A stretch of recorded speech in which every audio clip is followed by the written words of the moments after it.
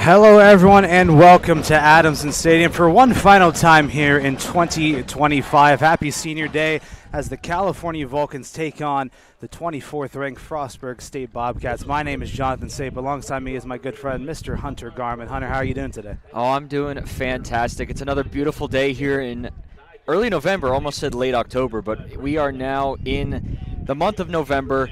We are in pretty much peak football season, as people would say, and as you said, we got a really, really good matchup here between California and Frostburg, and as you said, for one final time here at Adamson Stadium, and for us, potentially one final time for good. Yeah, Senior Day here today. Got to honor pregame the Vulcan marching band and the cheerleading team, and at some point in this game, I know Gary will throw the graphic up for you and I as we're both on our way out the door, but he and I were talking yesterday. It feels weird to say it's already November, but Yeah. we've already made it this far into the year, and it feels weird to say that this is the last home game of the season, but with that front-loaded schedule that the Vulcans played at home at the beginning of the season, this is the last home game of the year here today for California against Frostburg. And it's a tough opponent coming into the house today here for California. Frostburg ranked 24th in the country, 7-1 on the season. Their only loss, a double overtime loss to Glenville a couple of weeks ago. But besides that slight little blemish on the record, a nearly perfect season here for Frostburg. Yeah, this team coming into the game has been pretty electric across the board. They've scored so far 268 points this entire season. They're averaging about 33.5 points per game. First downs, they've gotten it done. 173 total, 66 rushing, 82 passing. So they're a very pass-heavy and efficient offense, which their quarterback, or so far for both their quarterbacks, they're 128 for 211 with 6 picks. So that's one thing that they have to watch out for. This Vulcan defense is known to kind of sniff out the ball, be a ball hawk, and so we'll have to see if that makes a play here today. But so far for this Frostburg offense, 527 total plays, 3,321 yards. This Frostburg State offense has been absolutely electric. And one this Vulcan defense is going to need to keep their eyes on. But Frostburg, without their starting quarterback today, number 8, Jordan Brooks, we were told pregame will be out, so will be the backup quarterback, number 16, Tanner Pfeiffer, standing in for him here today at the helm, at the quarterback position. So something that the Vulcans could capitalize on and kind of take that advantage into a victory here today. California and Frostburg, a matchup which is fairly close by, but not one that we have not seen since 1983. One we'll see here today as Boland will kick us off here to begin the first quarter, fielded at the 10-yard line. A decent little return flipped over, brought down at the 25. Frostburg will start their first possession from their own 25-yard line.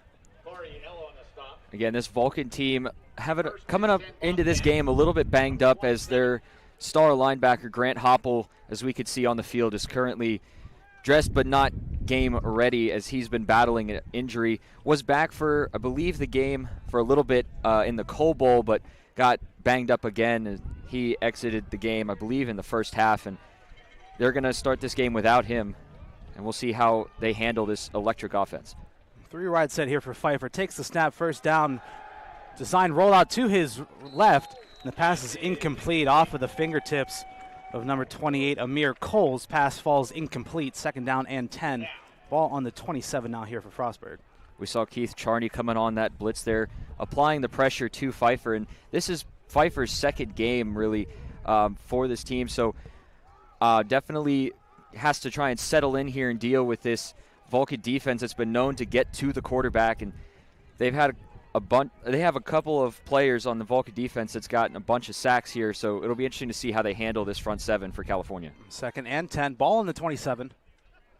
Man in motion, Pfeiffer, handoff right up the gut. On the carry that time was KJ Smothers. Picks up a decent gain, about 6. Bring up a third and manageable here for Frostburg. So far, they've looked on both sides, the rushing and passing attack for Frostburg. And as I said before, for their rushing game, they've had 1,400 yards on the season with 316 attempts. So averaging about 4.4 yards an attempt and about 175 yards per game. So they've gotten it done on the ground, and we'll see if they go back to that or try and go through the air here on this third down. Frostburg, a 42% third down conversion team on the season. 3rd and 4. Pfeiffer looking to throw to the near side, pass overthrown and incomplete. Intended for Austin Paul Umstead. And a quick 3 and out for California, and the defense able to come up with a huge stop here on the opening possession here for Frostburg. It's a great statement by the California defense to force a 3 and out and to get the ball back in pretty decent territory. And as we see on the field, Deontay Williams is back there to receive, and he's been known to be really shifty, and if he gets free, he wants to take it all the way. As electric as any person can possibly be, it'll be Sam Dominguez to punt this one away for Frostburg. A bit of a short one as that one slices off the foot of Dominguez, falls out of bounds around the 45-yard line. So not the greatest of punts here for Dominguez and Frostburg. So California will start their first possession with some excellent field position, starting on their own 48-yard line. With California facing this 24th ranked team, if they can make a statement drive here and score on their first possession, it's going to be definitely an interesting game. And I said to a friend of mine's family, shout out the Smiths, that this game is either it's going to be really close or it's going to be one-sided. But we'll see here how California manages this really good field position, as you said.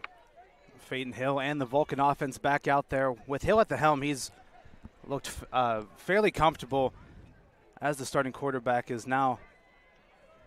The Vulcan offensive line shifted back just a little bit, but everyone getting their affairs in order. Hill in the gun, 4 receivers set for him, 3 to the near, 1 to the far. Hershey in motion across the formation. Play action, screen pass to the far side. Lewis with the reception, and Lewis with a bit of daylight ahead of him. Lewis breaks the tackle, and Lewis tripped up inside of the Frostburg 30-yard line. It was a great play designed by California, just a quick screen pass, and Lewis had plenty of green grass in front of him, and he was able to turn it upfield with the speed that he has. A couple of these gadgety receivers just so quick and so hard to bring down. 1st and 10 from the 28. Handoff this time, Aguilar on the carry. Just muscling his way through, still on his feet, brought down at the 22. A gain of 6 on the first down run for Kendrick Aguilar. So far, so good here for this Vulcan team. On the ground for California, they've got 1,100, just over 1,100 rushing yards on 260 attempts, so averaging about 4.3 yards per attempt and 139 on the per game. So definitely can get it done on the ground. Not as efficient on paper as Frostburg, but they've been able to make it work. Williams in the backfield alongside Hill on the 2nd down and 4. Williams will receive the call. The handoff spinning away, and Williams still muscling forward, will be brought down just past the first down marker, picks up 6 and picks up a first down for California. It's an interesting play call by the offense with Williams in the backfield instead of any of the running backs, and he's still back there, so they're going to ride on this until Frostburg tries to figure something out. Yeah, why not? Just the last home game, just do something different for the fans here. 3 receivers set for him. Williams, the running back, alongside of Hill in the gun. 1st and 10 from the Frostburg 17. Lewis in motion across the formation. Play action. Hill under pressure, just has to throw it away. A screen pass intended on the far side for Hershey, but with all that pressure, Hill will just throw it out of bounds, 2nd and 10. That was Kurt Thomas, the linebacker, stepping in for the injured Carter Maluski on the pressure, and Hill able to just get it away towards the direction of Hershey, so avoiding the grounding call. But this Vulcan offensive front, as we've said before and said many times, is pretty much everyone on this team is brand new to each other in some way. 2nd and 10, ball at the 17. Hill looking to throw, has some time, but stepping up under some pressure, and Hill isn't going to be able to escape. Brought down for the sack. A couple of players in on the stop. Number 90, Dean Takeem Kuate. Number 13, Jalen Boyd in there to bring Hill down. 3rd and long now for California. As I said, this Vulcan offensive front trying to deal with a pretty decent front 7 for Frostburg. They've gotten a good bit done on that defensive side, bunch of players with sacks and interceptions. So definitely a defense that you don't really want to try and test the limits of. Just kind of go with what works and keep it going to see if you can get anything done. Hill looking to throw on third down, has some time. A little pass over the middle or towards that far side intended for Hershey. Falls incomplete. So the offense stalls out as they inch closer towards the end zone. 4th and 17 from the 25. And that'll bring on Harry Radcliffe and the field goal unit for California, trying to get the points on the board first here for Cal. Harry Radcliffe so far this season has been pretty efficient, only missing, I believe, one of his kicks all season. So it'd be interesting to see how this wind plays out as well, as it's been blowing around here at the stadium. A fairly windy afternoon. Radcliffe on Gonzalez to hold. Radcliffe's kick is up, and his kick is no good. Like you said, the wind kind of takes it a little bit to the left, as that one will not be able to get there. So the score remains tied. 10:53 remaining here in the first quarter, and Frostburg will get possession of the football for their second drive on offense, starting at their own 25. Yeah, it's one of those kicks that looked really good coming off the foot and probably about halfway through its flight pattern, but this wind here so far whipping around Adamson Stadium, and usually it kind of just by nature flows from right to left as we're seeing it, but it playing a factor so far this game. 1st and 10 from the 25. Pfeiffer hands it off this time. Big chunk of first down yardage to number 23, Landon Alexander, the ball carrier. Picks up about 6. Charney able to bring him down, 2nd down and 4 or 5 here for Frostburg. This Frostburg offense has quite a few running backs to choose from in terms of how they want to approach the running game. They've probably got like 4 or 5 running backs that have played and gotten, over 100 yards so far on the season. So they have their options. Pfeiffer looking to throw on 2nd down. Has a man over the middle, but the ball was tipped up in the air for a moment. And they're going to say it's incomplete, but it looked like Tawan Bandy was able to come down with the football, as that one was overthrown for its intended target from Pfeiffer. But the way it hit the ground, it looked like maybe it tipped off of a hand and stayed up in the air for a moment. And Bandy came down with it, but the referees call it incomplete. Yeah, it looked like a little bit of a pancake drill that we see a lot in volleyball, where it kind of just bounced off the hand, but I believe it did bounce off the ground in the way that it looked like it came off of a hand. 3rd and 5 from the 30. Pfeiffer looking to throw, stepping up, has some space, and Pfeiffer finding the open lane and will slide just after he picks up the first down. Some good heads-up awareness that time from Tanner Pfeiffer. Yeah, it was great awareness, recognizing that the play kind of just broke down and had to just take it himself, and great awareness on the field to just get enough for the first down and slide down, not really putting his body on the line, as he knows that he's the backup, so they're already stretched in at the QB position. So just a great awareness to just get down and get the yards that you need to keep the drive alive. 1st and 10 now from the Frostburg 37. Man in motion across the formation, comes back. Quick screen to the far side. Breaking a couple of tackles and staying on his feet is Javon Gilliard, able to pick up a decent bit of yardage on first down. Be 2nd down and 5 here for Frostburg. We've seen all season for this California team, they're trying to figure things out on the defensive side, and as I said before, not having their star linebacker Grant Hopple in the mix kind of hurt them a little bit, as when he went down it kind of seemed like everything fell apart, but they've done a good job at managing his absence and filling in that role, as a couple of players had to step up and fill his shoes. Handoff on 2nd down, running into the wall and still muscling forward. Initial stop as Smothers looked like he was held up initially at the line, but able to muscle forward, picks up about 4. It'll be 3rd and 1 here for Frostburg. Frostburg doing a great job at just getting the chunk plays that they need to make things manageable for them. They're going to probably try and rely as much as they can on the run game as long as it works. As I said, this QB is only in his 2nd game played this season, so definitely going to try and take as much pressure off of him as they can while it works. 3rd and 1 from the 46, just over 8 minutes to go here in the first quarter. And a whistle blown. It looks like a timeout taken from Frostburg. Will be their first of the half. And that'll stop the clock with 8:02 remaining here in the first quarter. Definitely didn't like what they saw, either offensively or maybe the defense shifted in a way that they didn't like it, so they had to kind of make up their minds. But the play clock was winding down, so it was probably more of just a last-minute decision to make the timeout as the play clock was winding, trying to avoid going from 3rd and 1 to 3rd and 6.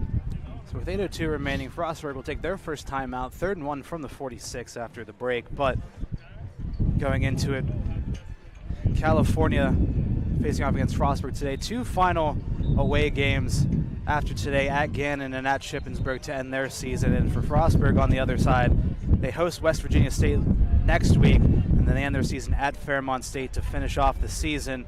Both teams, I believe, featuring in the Atlantic Regional Poll, the initial one, California, the only 3-loss team in there. But we were talking to our producer Gary Smith and Coach Dunn on Tuesday. The Vulcan strength of schedule is something to marvel at. I mean, they've played a number of ranked teams and have come on top against a couple of them. Charleston early on, Slippery Rock during the season.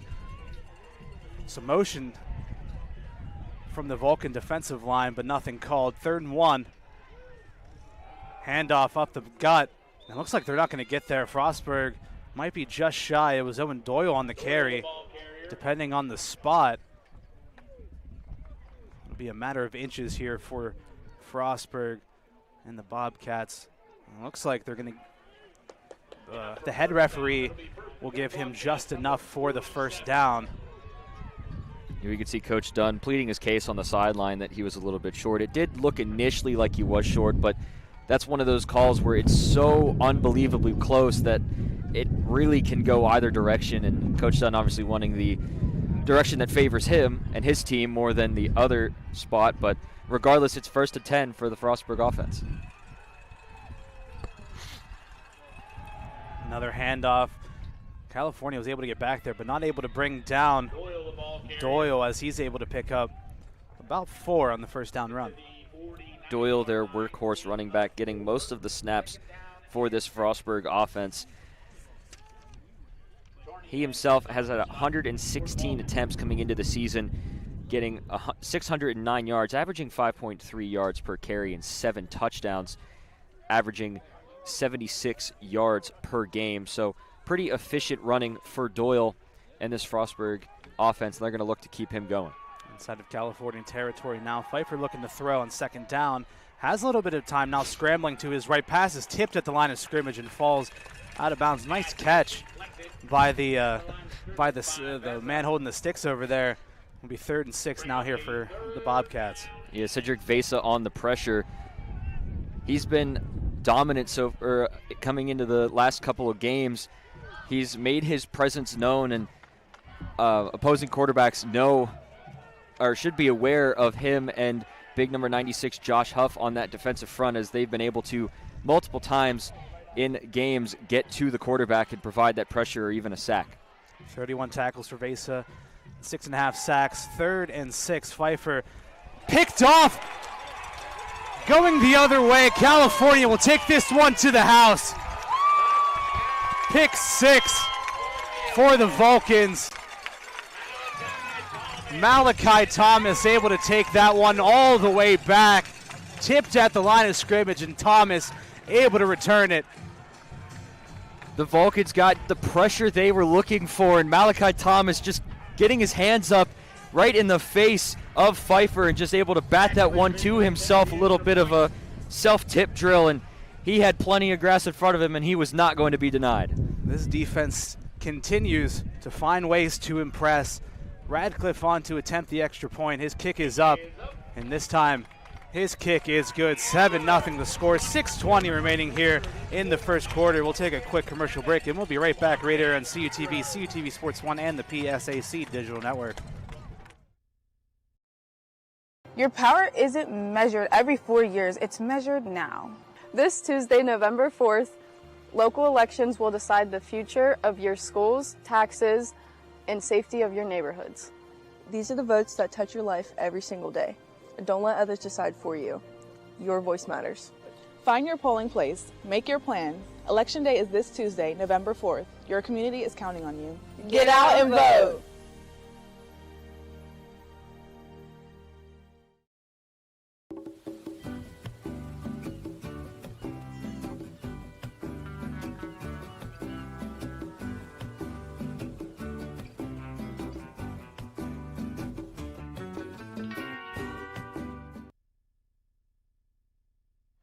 Hello, everyone, and welcome back to Adamson Stadium. Malachi Thomas gets the Vulcans on the board with a 42-yard pick six. California leads 7-0 with 6:20 remaining here in the first quarter. Hayden Boland to kick things off. Austin Paul Umstead and Osmond Fanny back deep to return here for the Bobcats.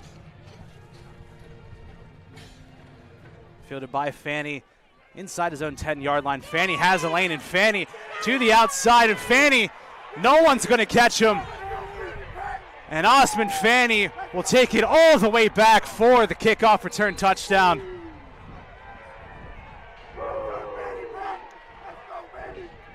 It was just great blocking on the return from the Frostburg special teams, and we saw it there. The blocking was just absolutely perfect. Textbook special teams work from this Frostburg State special teams unit. And as you said, Fanny completely untouched on his return back. Absolute textbook blocking that time from the Bobcat special teams unit. I think you can put that one in a book and show that one off. The kick is up from Cook, and Cook's extra point is good. 7-7 the score. We'll keep it here. 6:07 remaining here in the first quarter, and the lead for California shortly lived as an immediate response from Frostburg. And again, we talk about it every single week, it seems like, just the importance of special teams, how it plays into these games. And we've seen a couple of kick returns for California. I remember the first week or two we saw either Charleston or Westchester bring one back, and now we've seen this one right here where the Bobcats are able to bring one back for a touchdown. And it really swings the momentum back into the favor of California after that pick six, where the defense was able to ride high, and they're going to be able to get back right onto the field. And now they're going to have to sit back down for a little while and watch on as the kickoff unit of their own potentially has a chance to respond in kind. Well, we talk about it all the time every week because it gets overlooked. Special teams is one of those units where everybody, it seems, overlooks them and how important they can actually be. And as you said, it's a momentum shift. They get that one spark, and it kind of just lets the team be able to ride that momentum into their offense, their defense. And we'll see how California responds. Is this win playing a factor, blowing over the football? And we're probably gonna see that a few times here. I don't know if you'll be able to pick it up on any of the microphones here for us or the crowd mic. It's whipping pretty good here at Adamson Stadium. I remember talking about it once before early on in the season, but I remember it was in the late 2000s, early 2010s. The San Diego Chargers at the time had the #1 offense and the #1 defense in the NFL, and they failed to make the playoffs because they had the worst special teams unit in the league. They consistently gave up a ton of punt returns, kick returns for decent amount of yardage, gave up touchdowns. Their field goal unit was not great. Their punting unit wasn't great. And so they consistently gave up decent field position to the other teams, and they failed to make the playoffs because of that. And it looks like Frostburg aren't going to take their chances on the kick return of their own. Fair catch called at about the 20-yard line, so California and the offense will set up shop for their second possession. Yeah, they got a good bit to go as they're sitting at the 24, 23. But this, I said it before coming here with with some of the wonderful crew here that we have that I brought up with me when I came up here to Adamson Stadium, that this game is going to be close, or it's going to be lopsided. But so far, it's looking like we're going to have a really, really good show here for the final game at Adamson Stadium for California. 1st and 10 for California. Ball placed on the 25-yard line. Hill looking to throw on first down. Little jump pass, caught by Aguilar, able to break off a tackle, spinning away and picking up the first down. Brought down by number 8, Jordan Brooks. Mistaken, that was not. But number 9, Kamari Ramsey, able to bring him down. Picks up 11. It was a great awareness by Phaeton Hill just to see that all his receivers were covered and had Aguilar just in the middle in the zone coverage and just able to kind of, as you said, little jump pass to just dump it off to him and grab the first down. Amir Spencer in motion, first and 10. Hill under pressure, trying to get away. And brought down behind the line of scrimmage, number 31, Christian Taylor. Brings him down for a 3 or 4 yard loss. It'll be 2nd and 13 for California. That's one of these things that this Vulcan offensive front has to deal with, the relentless pass rush from this Bobcat front 7. They've been really, really good at getting to the quarterback and causing pressures and making them feel uncomfortable, and that's part of the reason why this secondary has so many interceptions is they've been able to get to the quarterback, force him to be uncomfortable, and make those throws that they want back. 2nd and 13. DeShields in motion. Bit of an Orban motion handoff this time to Aguilar to the far side. Still on his feet. The pack still moving forward. His forward progress will be stopped. Picks up about 5. 3rd and 8 here for Cal. Just trying to get some of those penalty yards back. They make it not a great 3rd and 8, but certainly doable as this California offense coming into this game. Not the greatest on 3rd down, only averaging 40% on the season, 40 of 100 3rd downs. So this Vulcan team, not the greatest at 3rd down, but we'll see what they can do here. 3rd and 8. Hill looking to throw.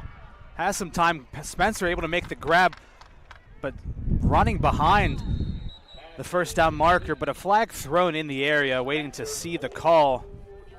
Spencer will be marked down a yard or 2 shy.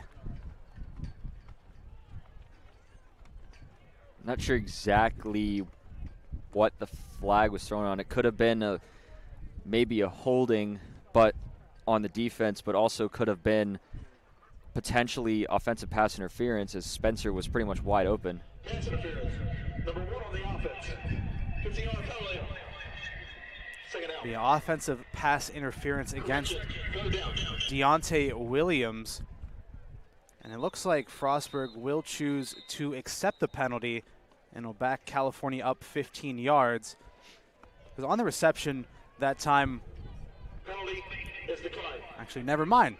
The Bobcats will decline the penalty because I was going to say Spencer brought it behind the line to gain and was about 2 yards shy.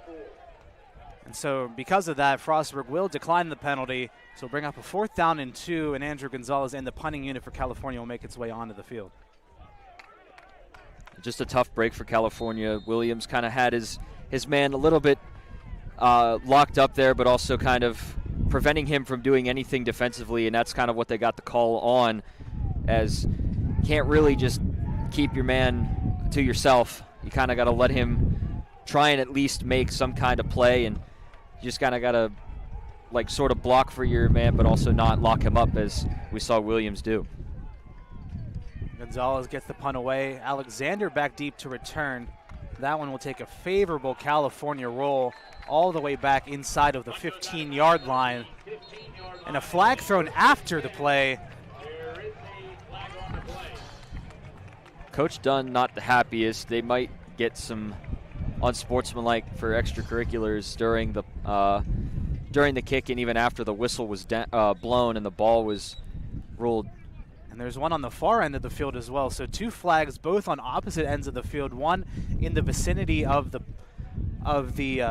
kick on the back end of the field, and one right around where Gonzalez was able to kick off the punt. But that one was thrown after the punt was way gone. Waiting to see now both calls on the field. Illegal substitution on the receiving team. 5-yard penalty, which will result in a first down. So California catch a break, an illegal substitution call against the Bobcats. would be a 5-yard penalty, and since California was within the range, it would be enough to pick up the first down, so the offense will be back out there on the field. It's a tough break, and I mean, we saw 2 flags, and from where they were, it looked like would have been 2 different penalties, potentially even offsetting.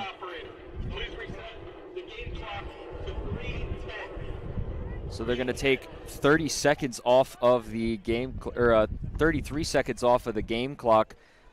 But as I said, with the 2 flags and almost completely different zip codes of the field, it looked like it was going to be offsetting penalties. But I guess the one they picked up, and the one was an illegal shift or illegal substitution, and California offense with a fresh set of downs. 1st and 10 from the Frostburg 44, and then a flag thrown before, a couple of flags thrown. Some movement around the line of scrimmage. False start against the center, Logan Greer. We'll back him up 5 yards.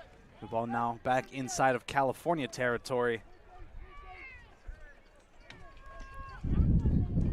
And this might be a factor here for California with how dominant this Frostburg defense has been all season. They're going to want to try and get as much of an advantage or a leverage as they can, but having false starts is not really going to help your case any, as it backs them up and makes it an even longer first down. 1st and 15 from the 49. Handoff to Aguilar, trying to follow his blockers. Aguilar still on his feet. Aguilar hauled out of bounds, and a late flag thrown. This one looks like it's going to be tacked on to the end of it. On the season, Frostburg averages almost 90 penalty yards a game, something that California looking to exploit here. And it was a healthy chunk of yardage on that first down run from Aguilar. It's going to be a heck of a lot more after this penalty. After the fight, personal foul, unnecessary roughness, number 13 on the defense. Unnecessary roughness call on the defense. That one will go against Jalen Boyd, so an extra 15 tacked on to the end of it. So it's 1st and 15 from the California 49. Now it's 1st and 10 from the Frostburg 19-yard line. A huge swing into the favor of California. It was a great run by Aguilar, able to just keep his balance, stay on his feet, and he got pretty much ripped down out of bounds afterwards. Right back to him, Aguilar on the carry, running straight into the arms of Boyd once again, who brings him down after a gain of about 5. As I said before, it was a great run by Aguilar, able to get the penalty or all the yardage back and stay on his feet and get out of bounds. But 13, as you said, was able, or kind of got to him a little bit too late and kind of ripped him down out of bounds, and that's why they threw the flag, which tacked on the extra 15, and it puts California in excellent position to go up ahead. 2nd and 5. Off of the hands and incomplete, intended for Williams. Hill just tried to zip that one in there, and Williams not quite ready to haul that one in. It was a great look by Peyton Hill. He had Williams on the slant route in the middle of the field, kind of unguarded, but was just a little bit too hot, and Williams unable to haul it in, and it forces a 3rd down and medium. That's exactly what you wanted there, but 3rd and 5 from the 14. These are the zones that Coach Dunn talked about where they need to work their way into the end zone. They can't settle for 3 here. 3rd and 5. Hill.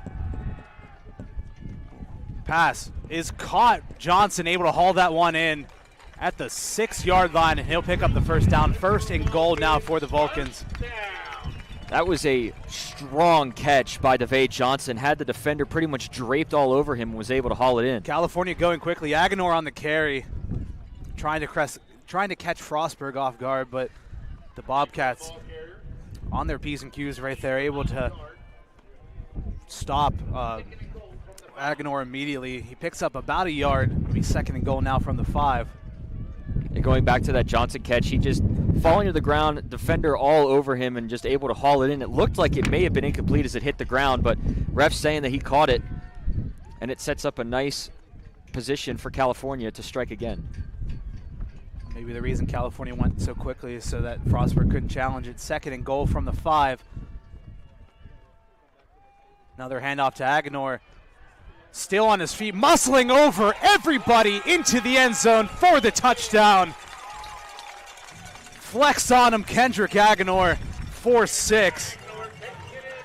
Running over Landon Alexander on his way to give the Vulcans the lead, 13-7, awaiting the extra point from Radcliffe. That's the kind of run we see from their star running back, Bobby Boyd, who's been battling injuries, which is why Kendrick Aganor has been taking most of the workload so far this season, and he's shown a lot of improvement so far this season. Radcliffe's kick is up, and Radcliffe's kick is good. 53 seconds remaining here in the first quarter. 14-7 the score. California with the lead. We'll take a quick break, and we'll be right back right here on CUTV, CUTV Sports 1, and the PSAC Digital Network. Fall is back, and so is Vulcan football. Follow the Vulcans every step of the way during the 2025 regular season. The season kicks off with a Thursday night clash versus Charleston. Then home September 13th versus Westchester. Home September 26th versus Lock Haven. September 27th at Slippery Rock. October 4th at home versus Seton Hill. October 11th at Edinburgh. Homecoming October 18th versus Clarion. At IUP October 25th. Home versus Frostburg State on November 1st. At Gannon November 8th. And the season finale at Shippensburg November 15th. Follow Cal Vulcans and CUTV for live links, highlights, and much more.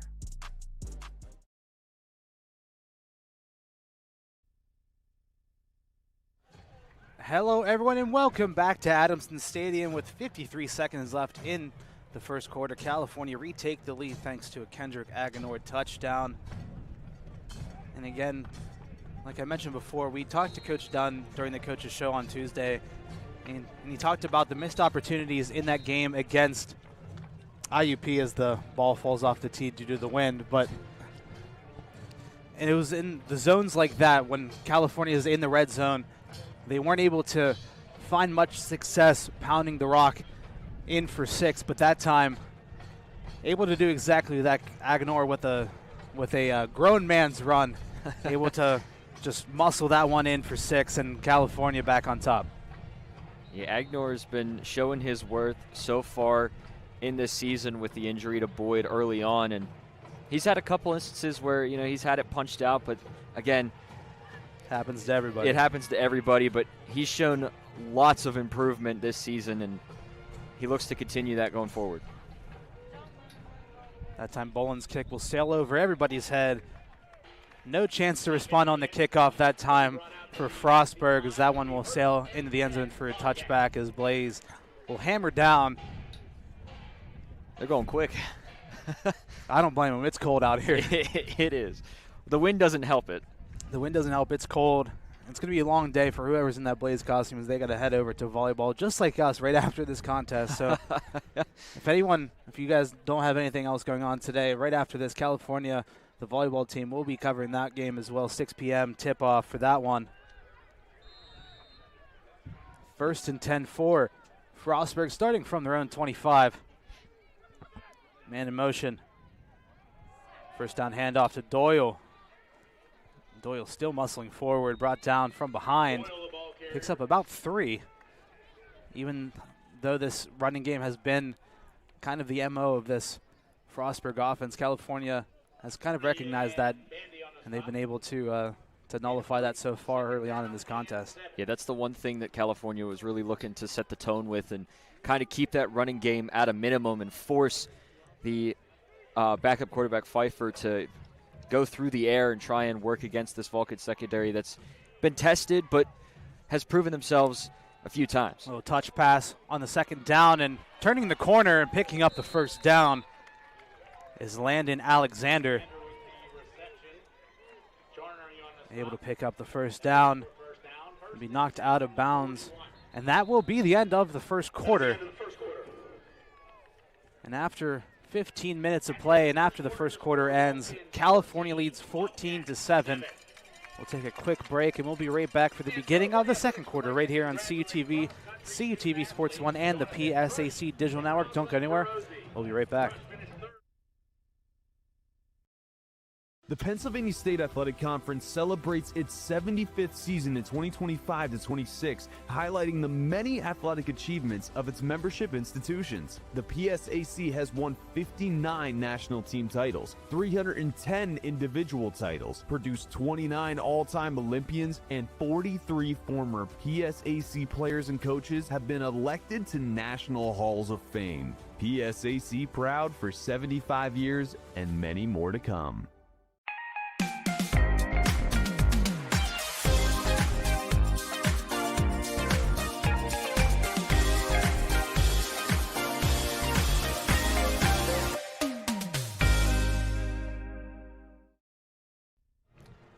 Hello, everyone, and welcome back to Adamson Stadium. You can see the band on your screen. It's band day here. We have a ton of local bands from the area jamming out here with the Vulcan Marching Band here on Senior Day. As we get ready to begin the second quarter, the Bobcats, the offense, trying to respond. 1st and 10 from their own 41.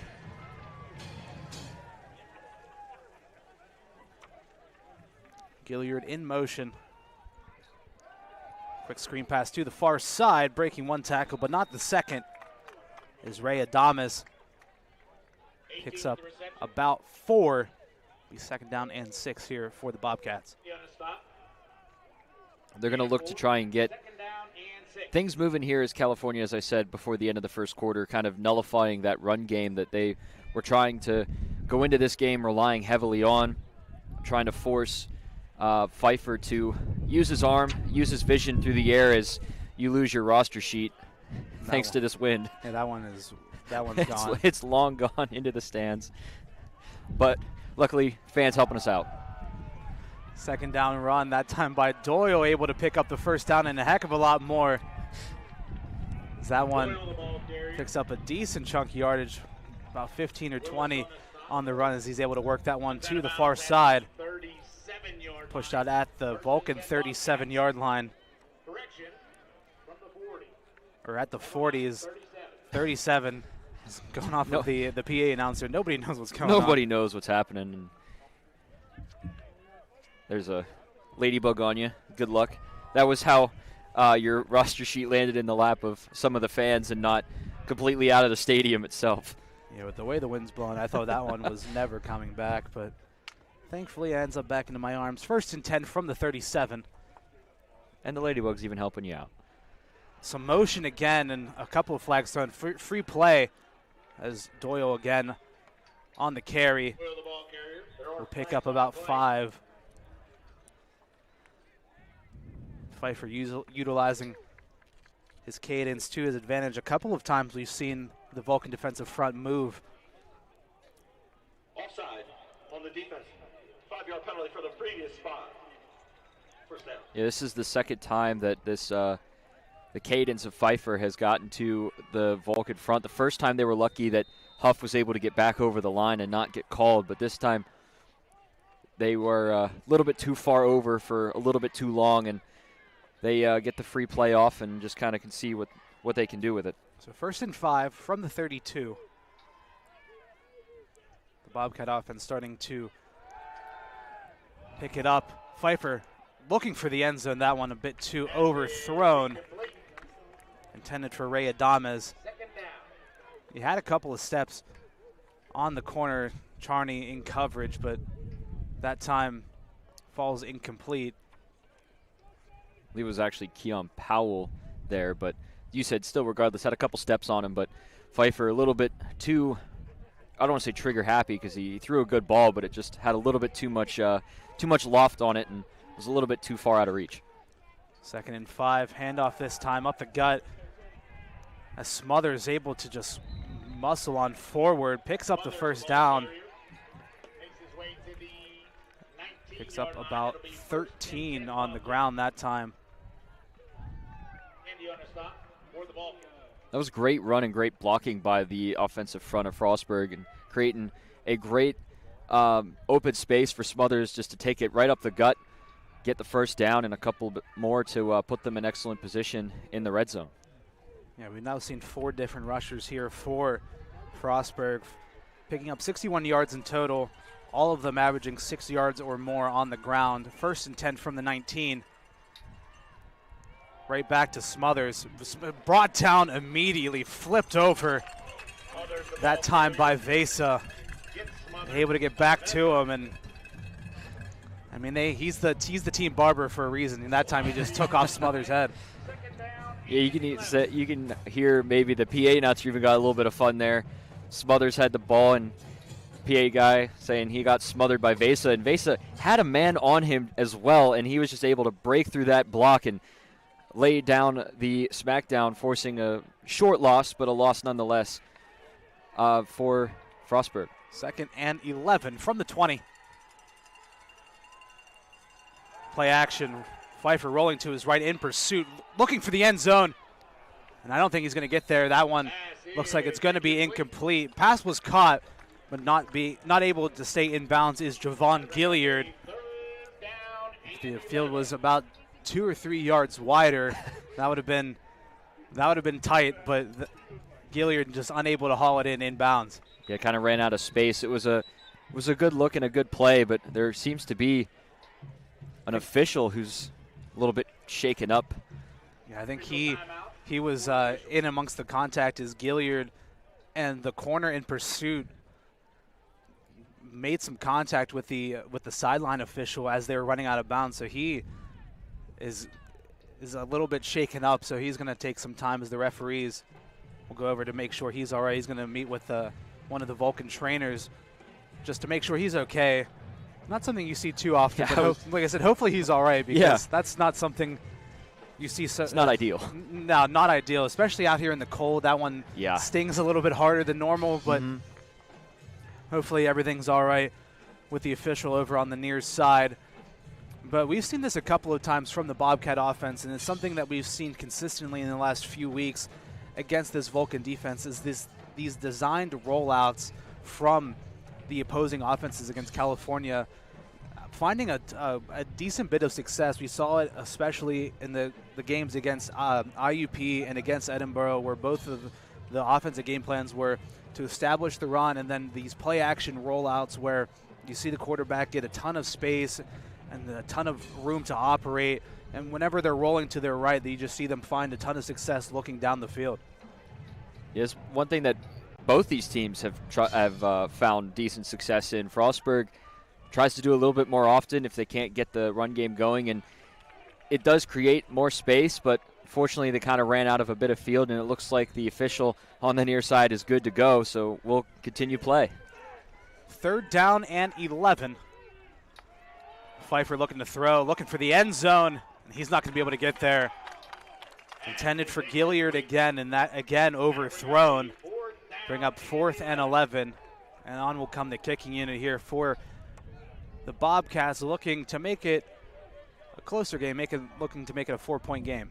This is exactly what California wanted to do, kind of force the quarterback to go to the air. And as I've stressed before, in his second game, looks still a little bit uncomfortable, not in tune with the rest of the offense, and it's exactly what California wants, as that kick was nearly blocked. Cook, his field goal is good with 11:17 remaining here in the second quarter. California leads 14-10. We'll take a quick break, and we'll be right back right here on CUTV, CUTV Sports 1, and the PSAC Digital Network.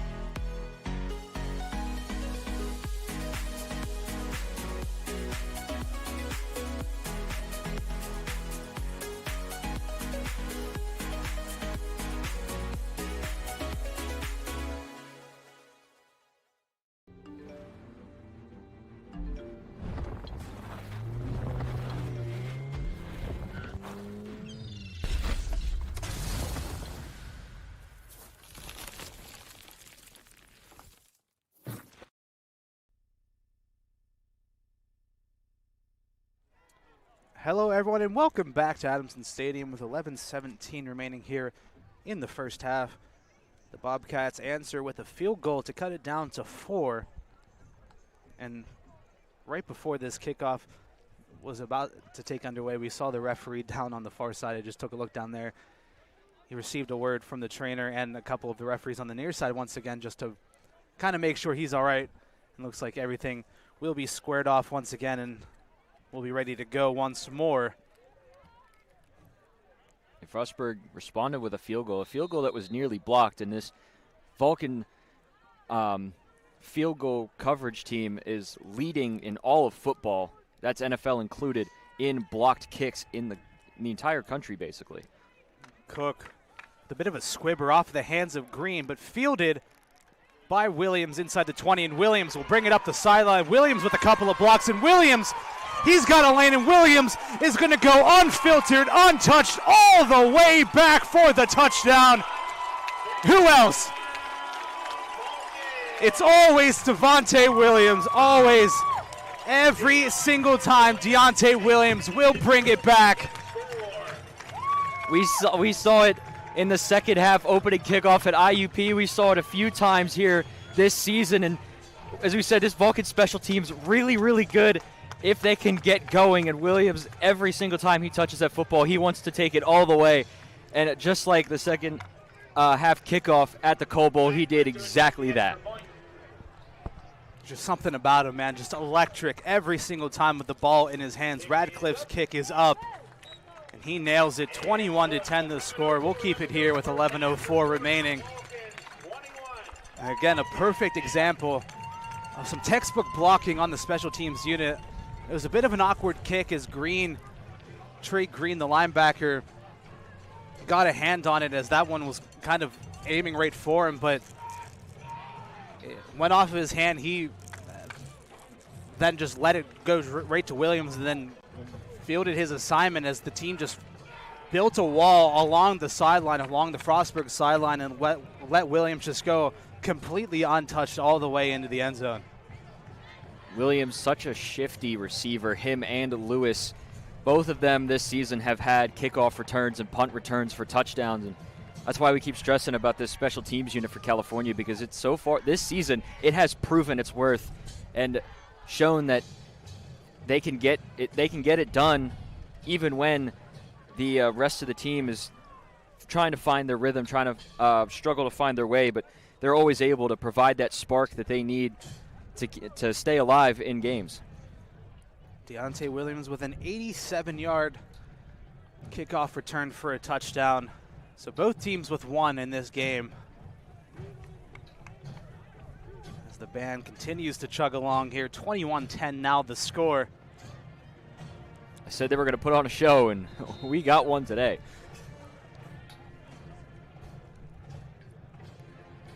Bolin to kick us off.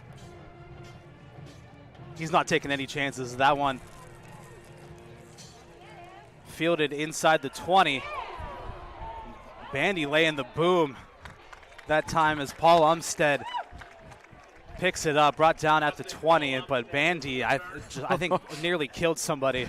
I mean, we heard the crowd reaction. A lot of people were kind of shocked at that. Even I was taken aback by Bandy. He was determined to not let what happened before happen again, and he put on a show. He was the one that ended the game off against Clarion after Williams scored that magical touchdown.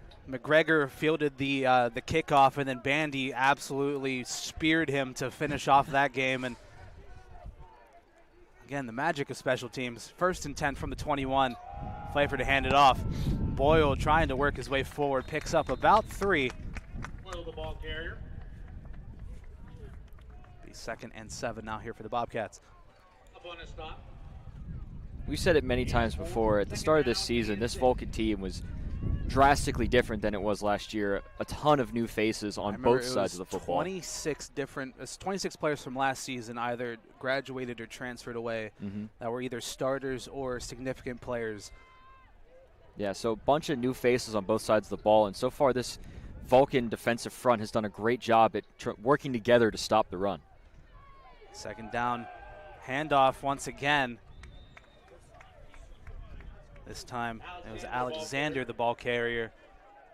Picks up about 3 of his own. Huff with another tackle. Brings up 3rd down and 3 here for the Bobcat offense as we're now under 10 minutes to go here in the first half.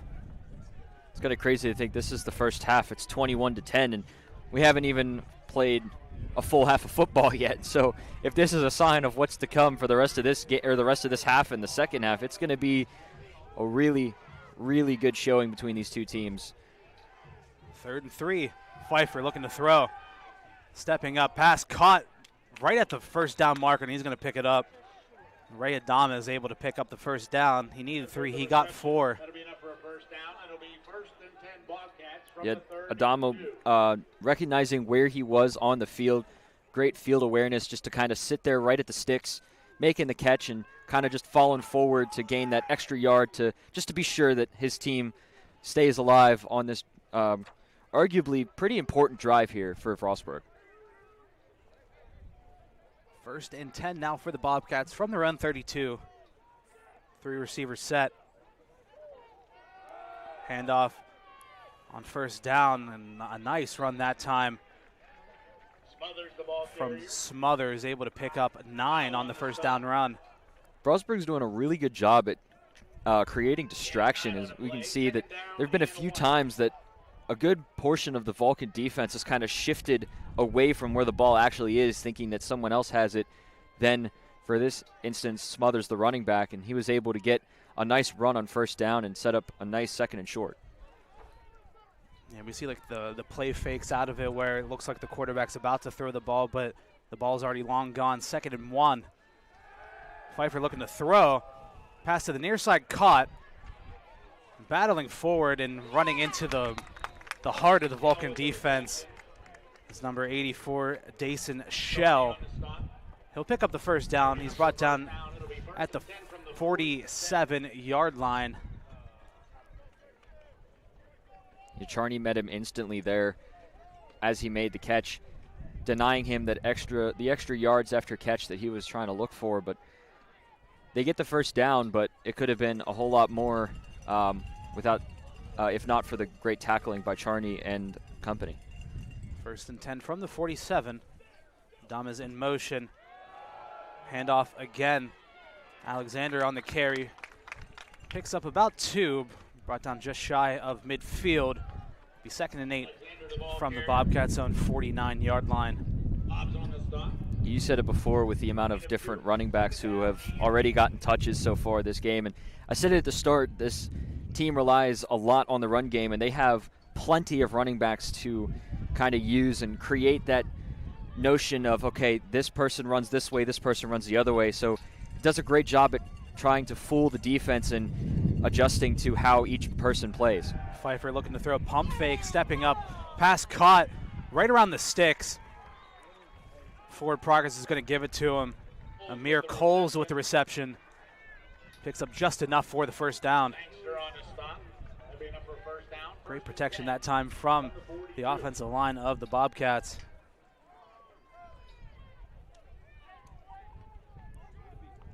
Right now, Pfeiffer looking a little bit more comfortable as his O-line has definitely given him some time to throw it. And I think that's one of the things at the start of the game that it was kind of a bit iffy on, was how this Bobcat offensive line was going to hold up against the Vulcans' pass rush, which has been pretty good so far this season. But so far it's been holding up and giving Pfeiffer some time to throw it. Pfeiffer under center, this time hands it off. And breaking one tackle and into the open field that time is Doyle. Nice, a great open field tackle by Charney. Prevented a lot more damage, but Doyle able to pick up the first down. Yeah, potentially even a touchdown. Yeah, there's a ton of open room that time from Doyle, but Charney able to save the danger and just limits Doyle to the first down. Yeah, right now California trying to find some kind of answer as the Frostburg offense showing that efficiency that they've been known for so far this season. Trying to just get off the field, get their team back the ball, and keep this lead going into half. Flag thrown. This one will go against Frostburg once again. And like I mentioned before, I was talking to one of our camera operators, James Anderson, before the game, and he pointed this out to me. The Bobcats tend to be a bit undisciplined, and like I mentioned earlier, on the season, Frostburg's averaging about 90 penalty yards per game on the season, and that's something that we've seen bite them in the back a couple of times, and we saw it extend that drive that led to the California, their second touchdown early on. So this backs them up 1st and 15 now. Pfeiffer hands it off. Alexander on the carry. He picks up the penalty yardage and a couple more, gain of 8. And 4 or 5 flags thrown after the play. That time, Alexi Sangster Jr. and a member of the Bobcats got into a bit of a skirmish as Sangster threw one of them to the ground, and this one's going to extend the Bobcats into well within California territory. Sangster got locked up with, I believe, one of the receivers, and Sangster is one of those football players. He plays his absolute heart out. I mean, he had at one point early in the game pretty much 4 interceptions in 4 games, and like it's been Personal foul, number 18 on the offense. Those penalties will offset.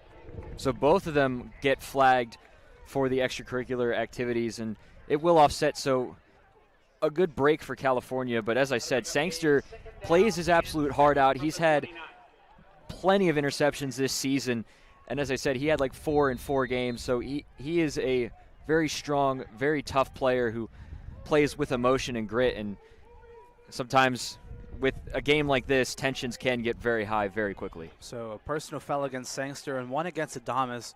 Like you said, the penalties will offset, so it'll bring up a 2nd and 7 after that 8-yard rush that time by Alexander from the Vulcan 29. Another handoff this time. Smothers on the carry, and he's going to pick up the first down, gain of 8. Back-to-back 8-yard rushes as now the Frostburg Bobcats over 100 yards on the ground here in the first half. Yeah, per game, this Bobcat offense averaging about 175 yards on the ground. So they've definitely gotten it done, and so far they're getting it done here, just cracking 100 yards now with still a full half and 4 minutes to play. They're at 104. They're definitely on pace to reach that season average. 1st and 10. Another handoff this time to Doyle. And Doyle's not going to be able to go anywhere. Short gain. Huff able to bring him down. Smothers again, the ball carrier. Excuse me, it was Smothers that time on the carry. Up and Vessa on the stop.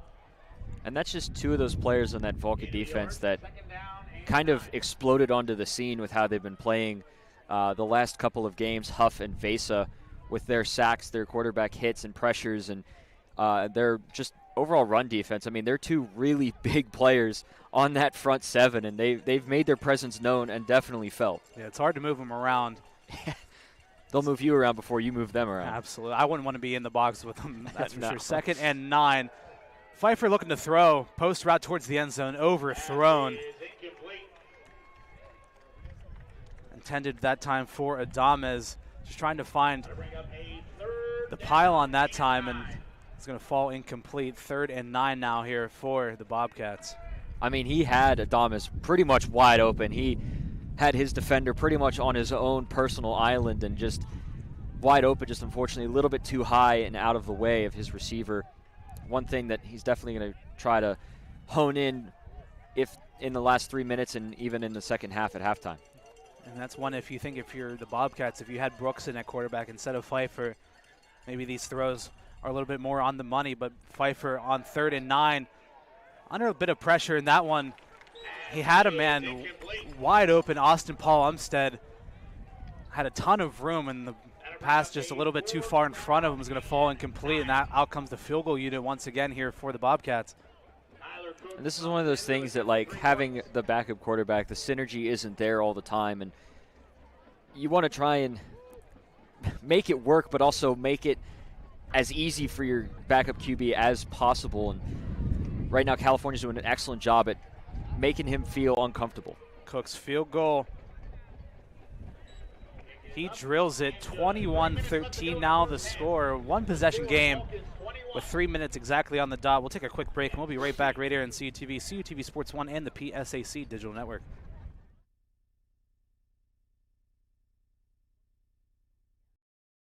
Your power isn't measured every 4 years, it's measured now.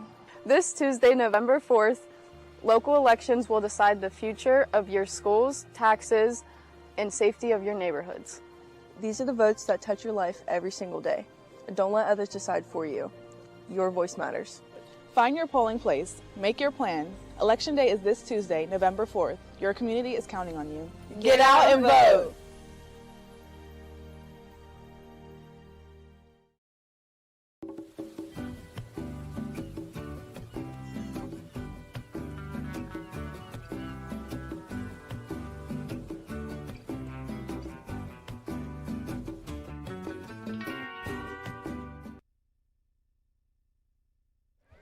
Hello, everyone, and welcome back to Adamson Stadium. 3 minutes left exactly here in the first half.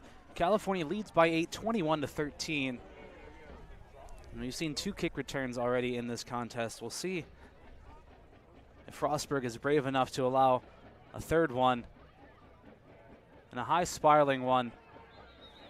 And Trey Green, I think, as Williams, Trey Green calls for the fair catch, and I think Williams is a bit upset about that one as he was jumping around as he was itching to take that one back. But nonetheless, California will, in the offense, will come back out on the field with just under 3 minutes left to go to try to put some points on the board at the end of the first half as they get the ball back to start the second as well. Great opportunity to completely swing at the 19-yard line. The game into their favor.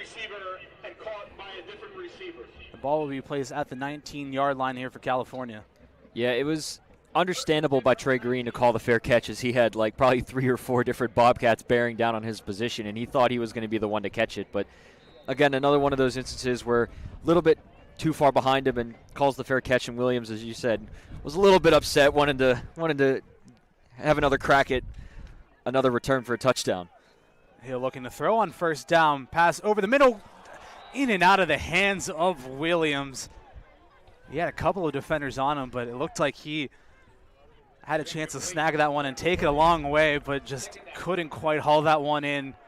Pass falls incomplete, 2nd and 10 now for California. That's one they definitely want back, as that was the same kind of route that won it at homecoming for the Vulcans. Just Williams up the seam on the quick slant, and he had like 2 or 3 steps on his defender, and with his speed and his elusiveness, he probably could have taken that probably 80 yards, if not further. Second down handoff this time to Aguilar, and he's got a ton of room to run. Flipped over right around that first down marker. Looks like they're going to mark him just short. That time it was Craggett on the carry. Actually, they're going to give him the first down. I guess the diving effort made him cross that line. It looked like from up here he was short, but again, we're pretty far away from the field. I mean, not too far away, but far away enough that it looked short from here. Yeah, I was going to say, it looks like the initial referee on that far side marked him about a half a yard short, but nonetheless, 1st and 10 for the Vulcans. They do need to get a play off before the 2-minute timeout. Designed QB draw here for Hill. He'll pick up a couple, about 3, and it looks like California will ride that into the 2-minute timeout. It'll be 2nd down and 7, or 2nd down and 6 after a 4-yard rush by Hill. This will be the 2-minute timeout. So California, time not too much of a factor. 2 minutes, all three of their timeouts still in possession for them. So still very much in control in that regard. So California still with plenty of opportunities to target the middle of the field, plenty of opportunities to run the ball here down the field. So it will be 2nd and 6 from the 33. Like I said, a great opportunity for California and the offense to put some points on the board at the end of this first half as they do get the ball to start the second half. So a chance to completely swing the momentum back in their favor. It is an 8-point game after that field goal from Cook and the Bobcats. So a chance to make it a 2-score game going into half and a chance to completely balloon that lead if they're able to capitalize here and to start off the second half. Yeah, California, plenty of time, plenty of timeouts, and Coach Dunn has done this rodeo many times before, is more than capable of managing 2 minutes with 3 timeouts, and he's done it before this season, and I'm sure he'll be working to do it again.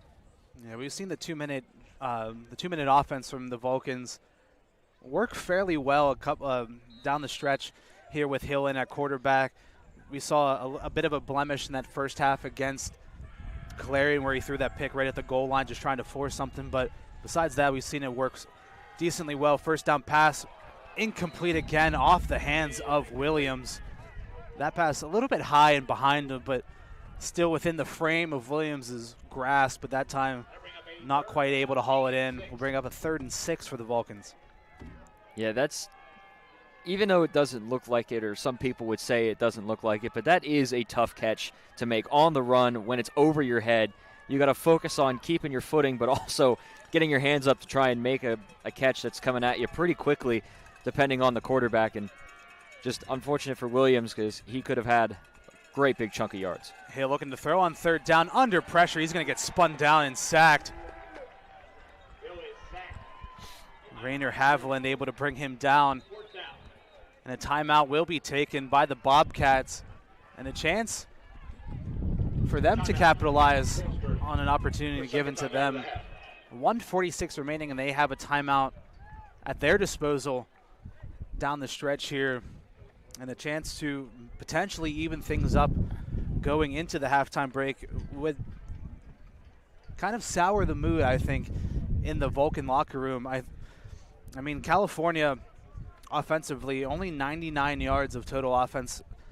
Frostburg sitting at 146. So in terms of that, and that aspect, Frostburg getting the better end offensively, but it seems like California has had a pretty strong chokehold on this contest through and through.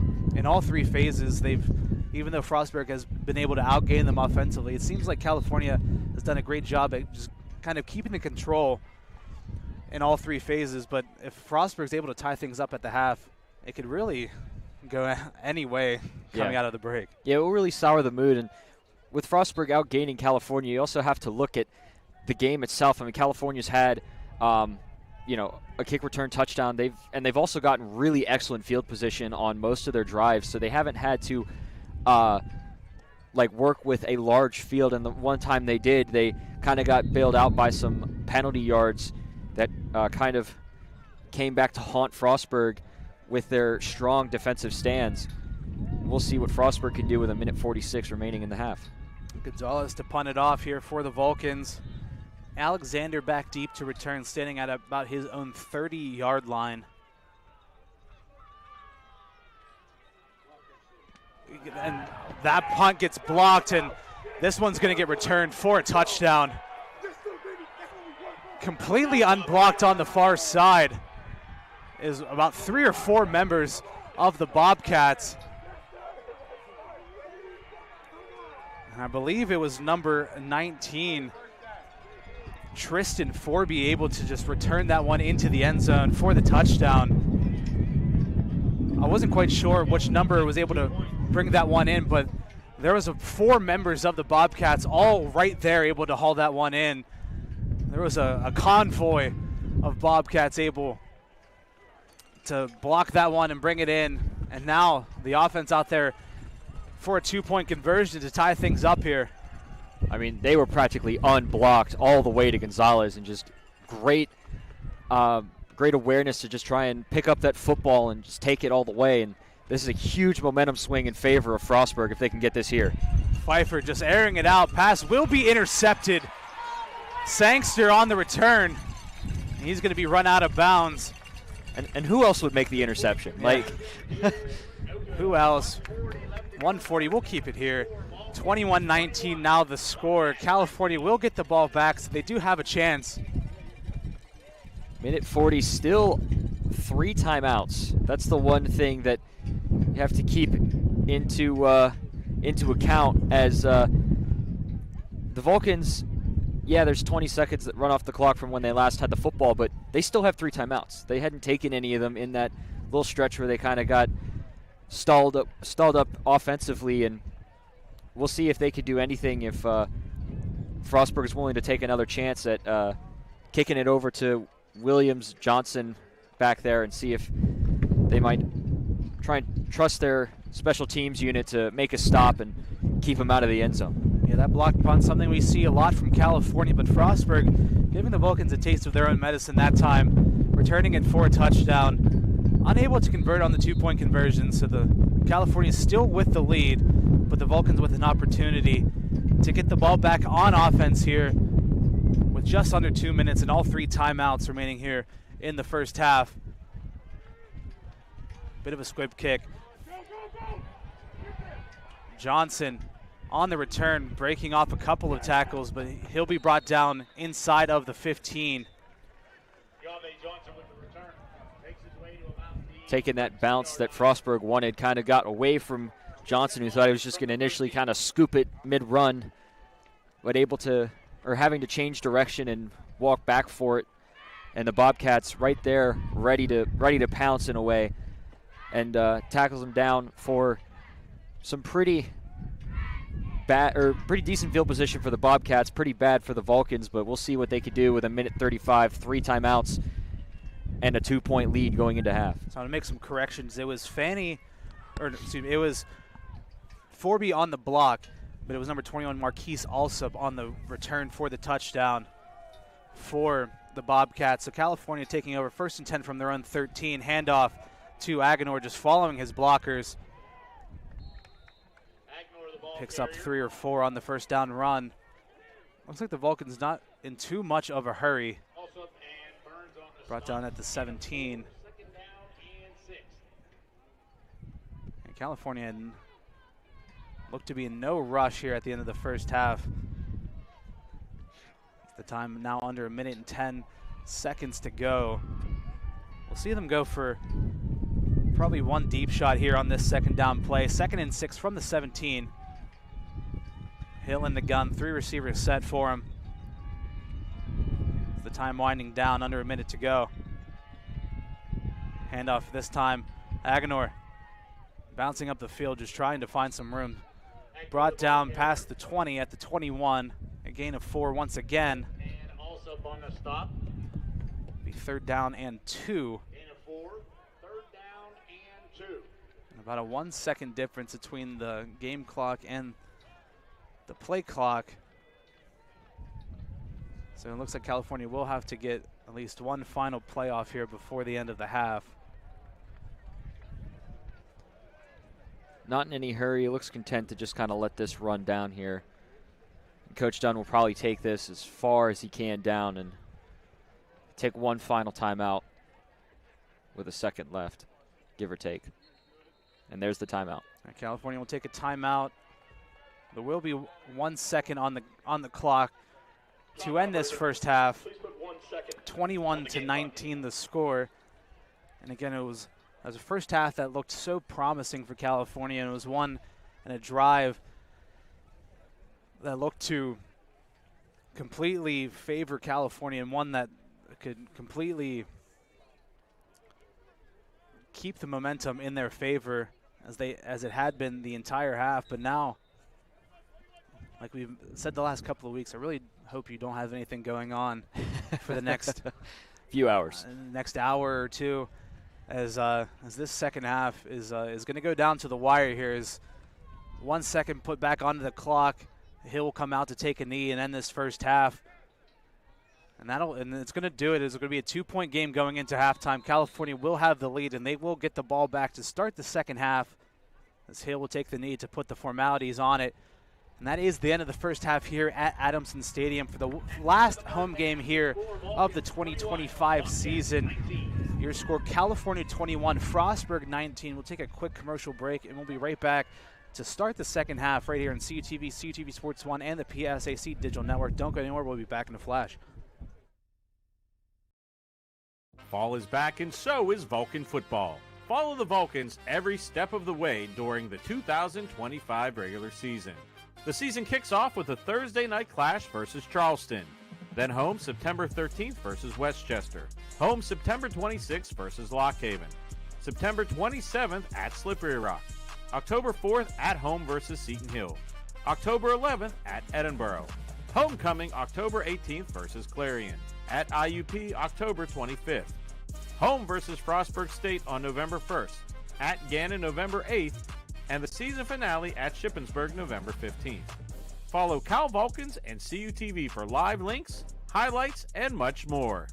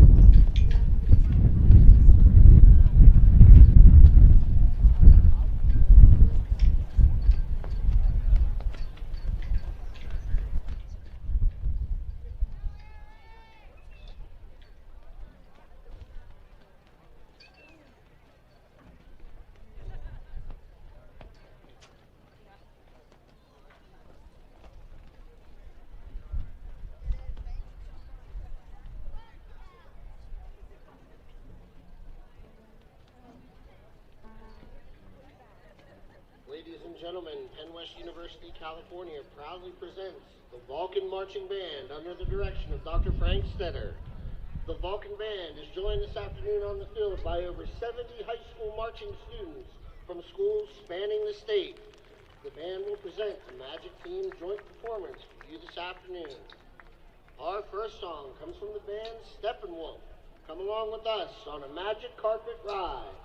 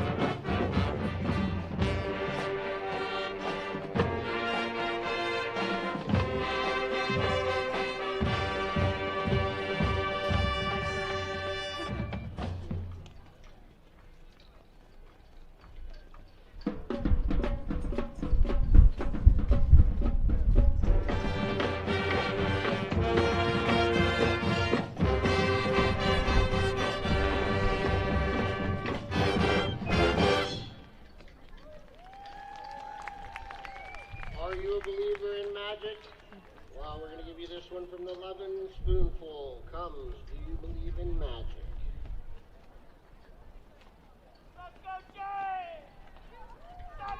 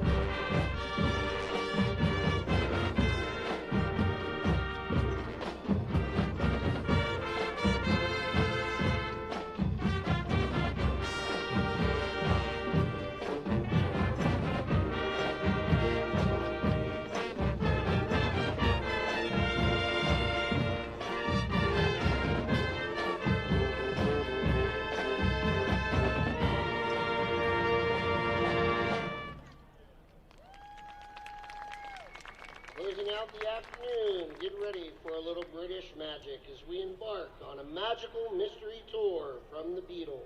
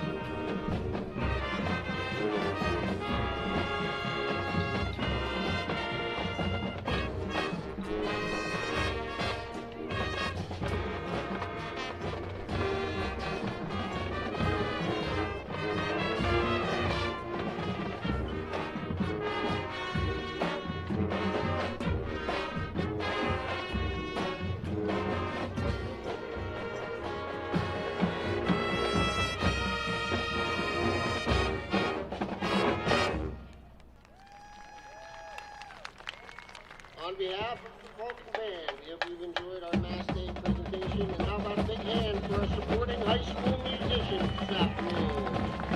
Please stick around after the game. Vulcan will perform the halftime show, Magical.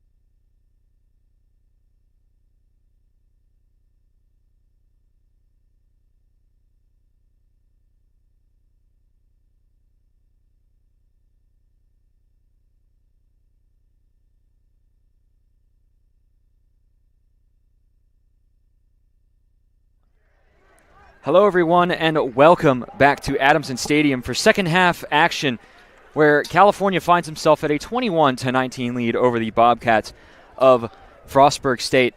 My name is Hunter Garman, joined with me John Sape. We switched roles since the first half, and it's been a pretty good game for both teams so far this game.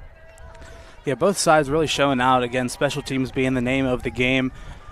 There's been 3 special teams touchdowns, a defensive touchdown in this game. So the offense for both sides, not a game to not remember for both on both sides of the football, or on both sides of the field for both of them on the offensive side. But besides that, it's been a great day. It's the winds, knock on wood, starting to die down just a little bit, but it's present, but it's still here.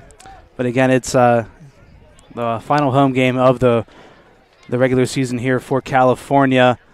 Looking to show out one final time here in front of the home fans and try to give them what they want as they try to make that push. I think the title game's off the cards for them, but again, with their position in the Atlantic Regional polls to start the season, and with their strength of schedule on the year just being tremendously higher than the rest of the field, I think that plays a factor to them. And a win here today would be huge in getting them into the NCAA playoffs. Yeah, definitely some pretty big implications for California. And as we said, the final home game of the season, this is Senior Day.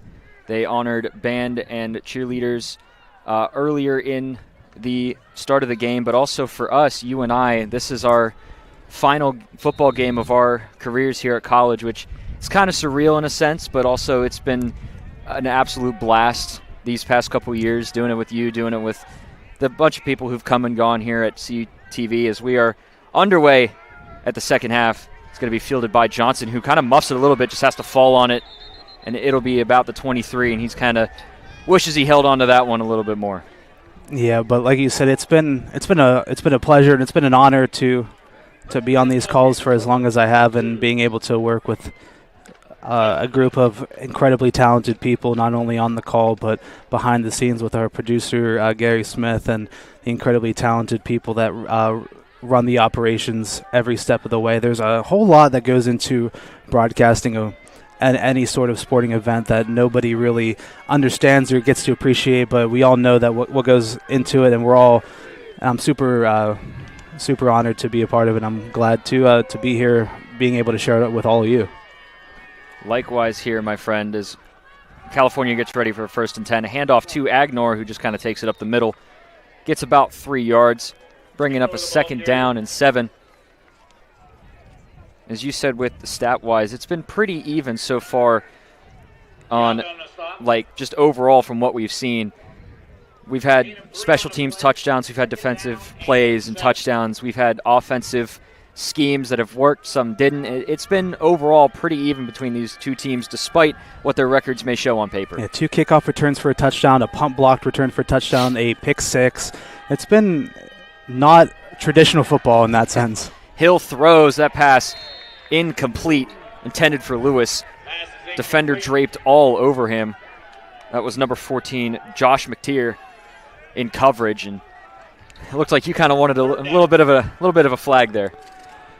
Yeah, just intended for Lewis that time, and we talk about it just going for that the longer side of the field that time, and just you got to have a ton of strength in that time.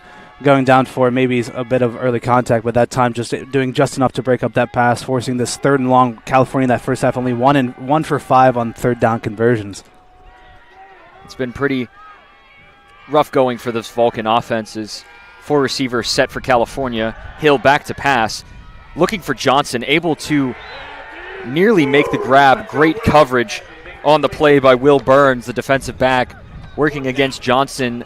Such a big receiver for California, and they've kind of been taking him out the game. Yeah, that was an excellent play drawn up that time. Johnson able to create just enough separation, but a great recovery that time by Burns, able to place a well-timed hit, doing just enough to break up that pass and force the 3 and out to start off the second half. And California needs to be aware on this punt. The last punt that came out ended up in the back of the end zone the other way. Gonzalez 2-punted away, gets it off clean. I believe that's Alexander back to receive it, and it's going to take an interesting couple of bounces and be down around the 43-yard line, and that's where Frostburg State will take over for their first possession of the second half. And so far, they've been trying to make the adjustments with their multi-headed rushing attack and also with their backup quarterback, Tanner Pfeiffer, who's been, I guess iffy is the word to say. He's kind of overthrown a couple of receivers, hasn't looked super comfortable in the pocket, but then again, this is only his second game playing with in place of the injured Jordan Brooks. Yeah, 146 total yards of offense that first half, 18 minutes and 25 seconds of total offense. It's going to be a handoff on the first play. I believe it's to Smothers. The ball carrier. And he'll take it for about 5 yards. Yeah, but that rushing attack was really what they leaned on in that first half. 105 yards on the ground for the Bobcats, able to really utilize that. Pfeiffer in that first half, only 6 for 16 for 41 yards and an interception. His longest completed pass was only 13 yards down the field. So something that California has done a great job of is just trying to force him to make decisions, and he's, like you said, he's overthrown a couple of receivers even when they've had space, even then when they've had a couple of steps on their defenders. 2nd down and 6. It's going to be a play action rolling to his right. Pfeiffer looking, has his man, but again, a little bit too high pass intended for Adames. And it's another instance of having his man wide open and a great look downfield just off the mark. Yeah, again, that time, just the same story from the first half. Relying on that run game, getting you in a second and reasonable position where you can run these play-action passes, forcing the linebackers down, giving Adames some great space across the middle of the field on that drag route, and that time Pfeiffer rolling to his right, just a little bit too high for Adames to pull in, and brings up a 3rd and 6 here for the Bobcats to try to convert. 3rd and 6 from the 47. Play clock winding. Able to get the play off. Pfeiffer, under pressure, just has to kind of get rid of it, and it was a good look for Alexander, but just, again, a little bit too high, but that one can be attributed to just being under tons of pressure from the Vulcan defense as they brought the house. Yeah, Charney that time just left completely unblocked, and Pfeiffer felt the pressure, had to get it away immediately, and Alexander in the flat got lit up by Nevin Hopkins, and I think even if he was able to haul that one in, he wasn't going to be able to go anywhere. So great defense that time by the Vulcans, able to stop this Bobcat offense, who was starting to pick up some steam towards the end of that first half. Sam Dominguez to punt it away. Williams, the shifty returner / receiver, back deep to receive. A little bit of a gadget snap here as this goes directly to Doyle. And Doyle, fumble on the play. Regardless, they do not get it in California. Able to snuff out the trick play. And I think that time the Bobcats kind of saw the writing on the wall. They're like, we got to do something. We can't get this ball away to Williams, so they go for the fake punt. And like you said, even regardless of the fumble, it looked like they were going to be about a yard or two shy of the first down marker. But again, this special team's just one of the best in the entirety of any division of football. And that time you see, once again, just so smart, so aware of any sort of possibility of any sort of trick play. And that time able to stop Doyle dead in his tracks. Becomes a 1st and 10 for California from their own 48. So excellent field position starting for the Vulcans as Hill hands it off to Agnor. A little bit of a gadget play here to Penn, and Penn has plenty of space, turns on the Jets upfield, and he's able to get close to a first down marker, maybe a gain of 8 or 9.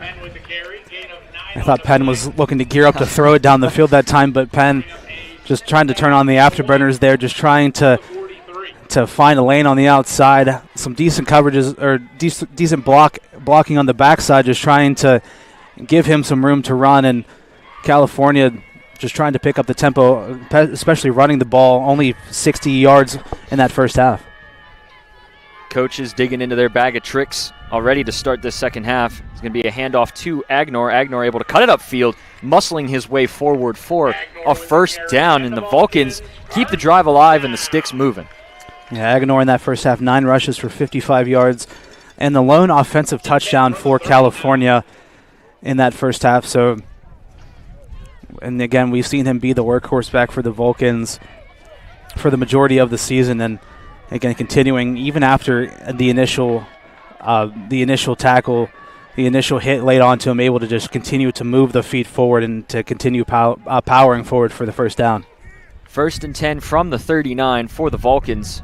2 receivers to the near side, 1 to the far. Agnor to Hill's right. Hill looking to throw it over the middle. A little bit too high and away for Johnson, and was a little bit of a risky throw. A couple of Bobcats in the general vicinity that could have potentially made a play and really turned things around in their favor. Yeah, it looked like an RPO that time for the Vulcans, and Hill pulling it away at the last minute, trying to find Johnson. I don't think Johnson was aware that that ball was zipped to him, and again, like you said, a bit dangerous as there was a corner and a safety well within the area, and I think if Hill didn't place it in the spot that he did, that one could have went the other way. Lehue in motion for the Vulcans. Agnor receives the handoff and able to cut it upfield with some nice blocking from the offensive front, and he gets maybe 5 or 6, maybe 7 yards. I had to. I'm sorry. I was going to say, don't say it. Yeah, but again, we've seen a difference in Agnor in this game where he is very patient. He's allowing the blocks to develop in front of him. He's just following along right behind him, just using about an arm's length, just pushing along behind the offensive linemen, just allowing them to get in front of him, just trying to get to the second level and letting these blocks develop. And he's able to pick up 7 that time, giving it a 3rd and manageable here for California. 3rd and 3, Johnson in motion. They're going to hand off to Agnor again, who tries the right side and able to cut it upfield, but gets just maybe a yard. But there is a flag down back at around the 36. And Asim Gray was in the area. Not quite sure which way it's going to go, but it looked like even regardless, I don't think Agnor and the Vulcans were able to get there. It looked like he was about to be a yard or 2 shy of the first down marker. Holding, number 56 on the offense. 10-yard penalty for the previous spot. They're going to get the center, Logan Greer, on a hold, and that'll march California back. And that's one that we saw in the first half the Bobcats decline a penalty. I think that time you definitely want to accept it because this is an area where the Vulcans, we've seen them be aggressive on offense using this area of the field as 4-down territory. So this one pushes it back, forcing them to try to pick up a decent chunk of that yardage back up if they want to go for it on 4th down. 3rd and 13, Hill looking to pass and instantly lit up as he caught it. Kendrick Agnor with the reception, but blown up in the backfield immediately. Jalen Boyd that time, he's been all over the field in that first half for Frostburg. He absolutely lit up Agnor as soon as he caught that ball. He had 6 tackles in that first half, 1 tackle for loss and half a sack. I mean, he was flying. He snuffed that one out immediately, and he lit up Agnor as soon as he caught it. I'm surprised Agnor was able to hold on to it. 4th and 13, so no gain. Vulcans looking to try and pin Frostburg deep here as Gonzalez looking to punt it away. Gets off the snap, gets off the punt, kind of a little bit of a squibby kick, but takes a couple of nice bounces down to about the 10-yard line, and that's where Frostburg will begin their drive, looking to go 90 yards to try and take the lead back. At that time, Gonzalez felt the pressure from the right side, and being a lefty, able to just take a couple steps to his left and just lightly kick it down the field. Like you said, it wasn't the strongest kick. It didn't seem to have that kind of high arcing kick that you're used to seeing. It was like just get it down there as quick as possible. And then took a nice favorable bounce for the Vulcans, pinning Frostburg deep in their own territory to start. 1st and 10 from the 10. 9:36 remaining in the 3rd quarter. Handoff to Alexander, who tries the left side, and he's going to get a couple of yards for being knocked out of bounds. Gains maybe about 5. That's a great job that time by the center, Tanner Herman. He was able to push off on the nose tackle of Huff, and then able to just move around and set the edge on the outside, just trying to give Alexander a lane to run, and pick up a decent chunk on the first down.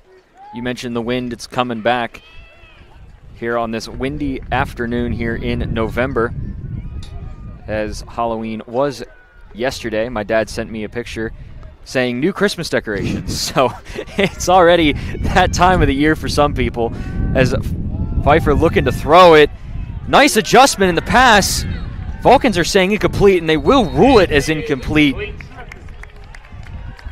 Great coverage on the backside for California, and just unable to haul it down. And it'll be 3rd and 5 from the 15.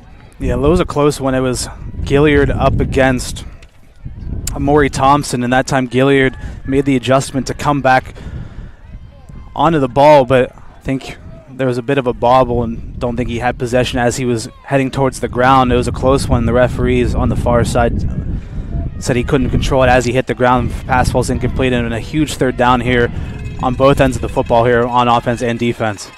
3rd and 5 from the 15. Pfeiffer back to pass. Looking over the middle, that pass is batted up and knocked down. Great job by this Vulcan front to stick up their hands and bring down that pass, and it forces a 3 and out for this Frostburg offense. Yeah, big Josh Huff. I mean, he's an absolute animal in there. He's and again, like we mentioned earlier, he's huge, and there's no way you're going to be able to move him around. And that time, he saw he wasn't going to be able to get to the quarterback initially on the pressure, so he just kind of took a step back, and he has such a huge frame. He just stuck one of his paws up there and able to bat down the football and force that 3 and out on the Frostburg side of the football. Flag is thrown, and they're going to blow this play dead. It looked like maybe a bit of a false start. This will back up Frostburg even more. If this is against Frostburg, you got to think California is going to be trying to go after this punt.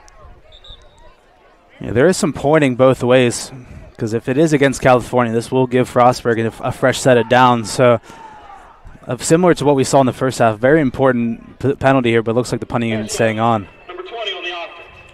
5-yard penalty. 4th down. So it will be a false start, and that'll march him back 5 yards to the original line of scrimmage. That one going against Kurt Thomas, number 20. Normally a backup linebacker, filling in, starting for the injured Carter Mazalewski here today, and also one of the linemen on the special teams unit. 4th and 10 now here for the Bobcats. Again, California thinking about going after this one, but gets it away cleanly. A nice spiraling punt, really far back. Wynn maybe playing a little bit of his advantage, and Williams will field it and bring it up to only about the 46 before being brought down by a swarm of Bobcats, excuse me.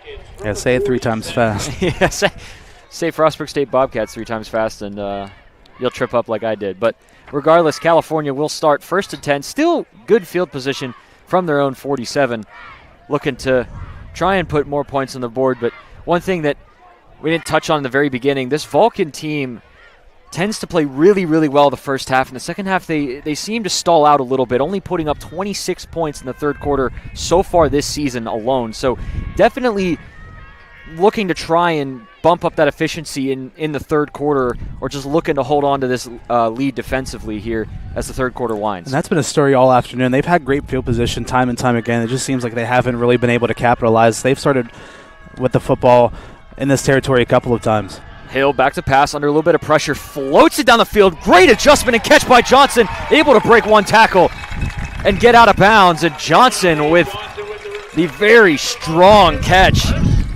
And that will be a big play for California, moving the chains. Yeah, when you have a receiver as big as Johnson, sometimes you just got to throw it up to him and see if he can come down with it. That time, like you said, great adjustment in the air, had a backside safety on him, and was initially one-on-one with the corner. Just throw it up top. Johnson able to adjust in the air, come down with it, stay in bounds, break off of one tackle, and force out of bounds on the other. 1st and 10 from the 25. It was one of those throws where Hill was just kind of like, Johnson's down there somewhere, but they're going to keep it on the ground, hand off to Craigette, who gets maybe back to the original line. Taken down at the line of scrimmage.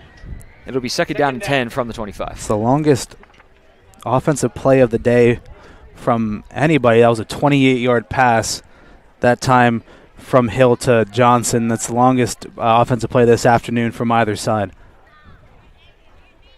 You wonder if knowing that the wind is whipping here at Adamson Stadium, that plays a little bit of a factor because while it does influence kicks, it does influence passes too. One thing to note is the ball may be more streamlined through the air with a good spiral, but it still can be taken by the wind. Hill looking to pass, has Penn, but a little bit too outside. Bit of a slight miscommunication, and that one falls just behind Penn, incomplete, and 3rd down and 10 from the 25.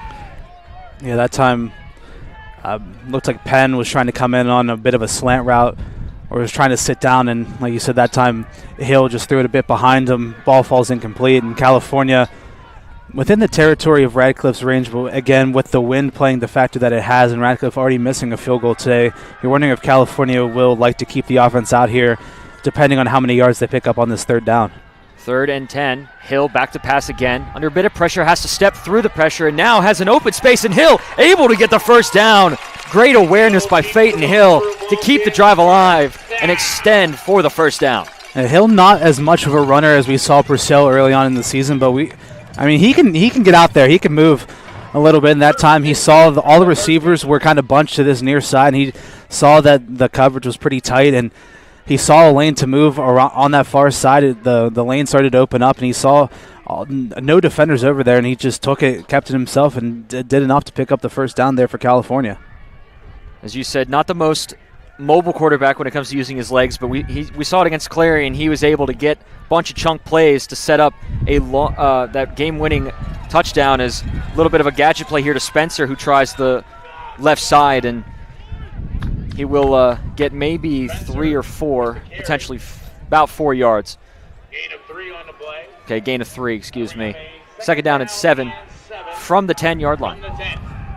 Yeah, this wide receiver group for California is very deep, and they have all sorts of different abilities. You see kind of the big versatile, or the big body receivers of Penn and Johnson and DeShields. Then you have kind of these smaller, shiftier, gadgetier type receivers in Williams and Lewis and Spencer. So you just try to get them the ball any way you can.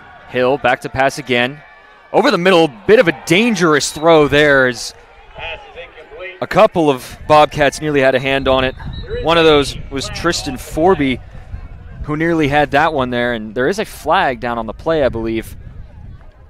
And it was great coverage on the back end as well. The DB working against Johnson. But again, a bit of a dangerous throw from Hill. A little bit lower. That may have been picked off or at least batted down. Yeah, that time Jaleel Singleton in coverage able to just bat that one away from Williams, because he would have, if he didn't get a hand on it, it was a touchdown. But again, the referee's now conferring to try to figure out what this penalty is going to be. It was behind the line of scrimmage, so we're trying to figure everything out. But looked like it was kind of after the play, so everything trying to sort itself out. It's been a chippy game so far. Yeah, I didn't see the flag get thrown, but after discussion, there is no foul for pass interference. So they were looking at potential pass interference against the DB on Johnson, and they decided to pick up the flag, which I agree. I think that's the right call. Crowd necessarily here doesn't agree with it, but from what I saw, it looks like the right call. Is there was textbook coverage from the DB, just able to get his hand in there right as the ball was getting there, so no impedance on his route or anything.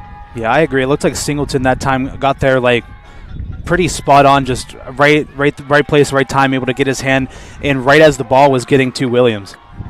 Hill trying to make some men jump offside, but unable to. 3rd and 7 from the 10. 5:37 remaining. Play clock down to the final second. Hill has to step up through, and Hill able to stutter step his way, but gets maybe 2 yards short of the 1st down, and it's 4th and 2, and now you have a decision to make for California, and that decision was clear and obvious, as the field goal unit will make their way onto the field, but there is an injured Bobcat, I believe, down on one knee.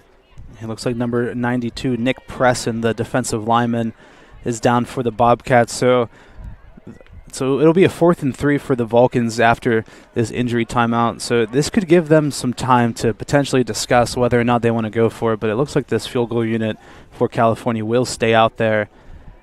It could extend it to a 5-point game. So it's a bit of an odd margin, since since the Bobcats weren't able to convert that 2-point conversion at the end of that first half, because you're in a bit of an awkward spot as Preston is able to get back onto his feet and walk off the field on his own power.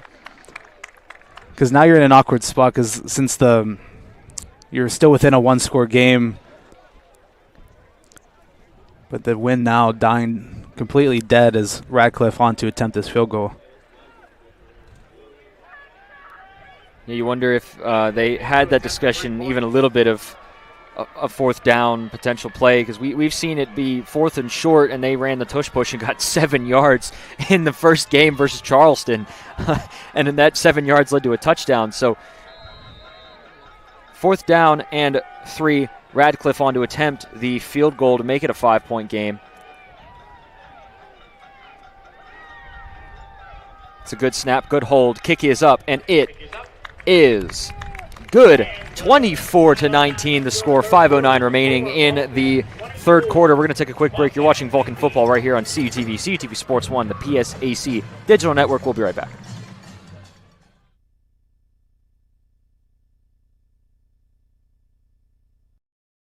The Pennsylvania State Athletic Conference celebrates its 75th season in 2025-26, highlighting the many athletic achievements of its membership institutions. The PSAC has won 59 national team titles, 310 individual titles, produced 29 all-time Olympians, and 43 former PSAC players and coaches have been elected to National Halls of Fame. PSAC proud for 75 years and many more to come.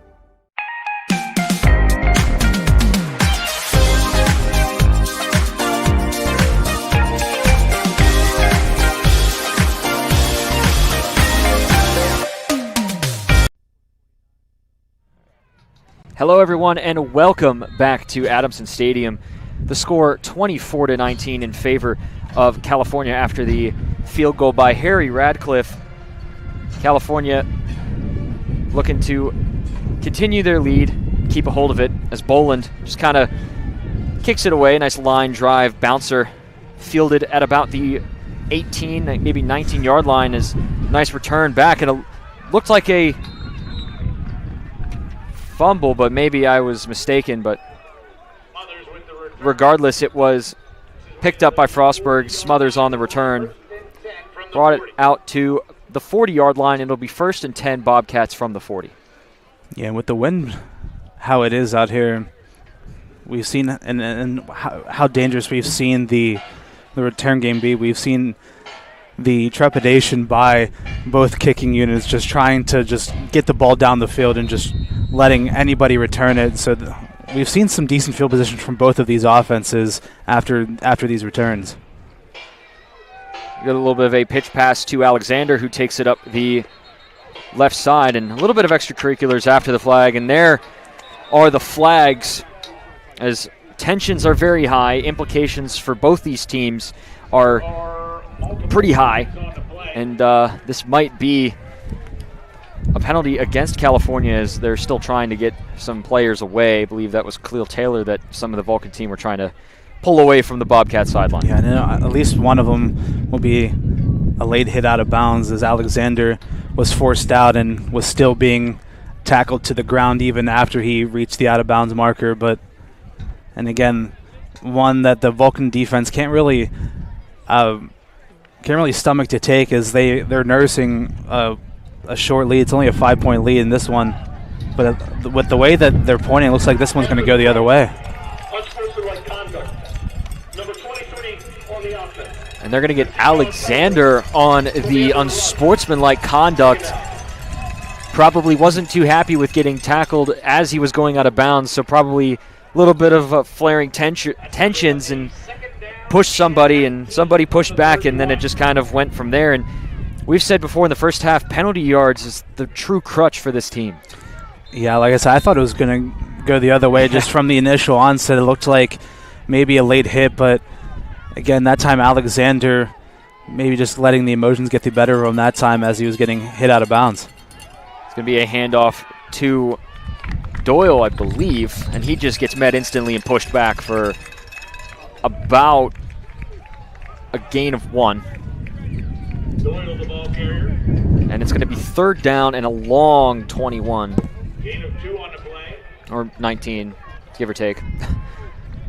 Scoreboard sometimes is off, and it's 3rd and 17. Yeah, it's approximate. They're take a while to update, but again, a huge drive here for this Vulcan defense.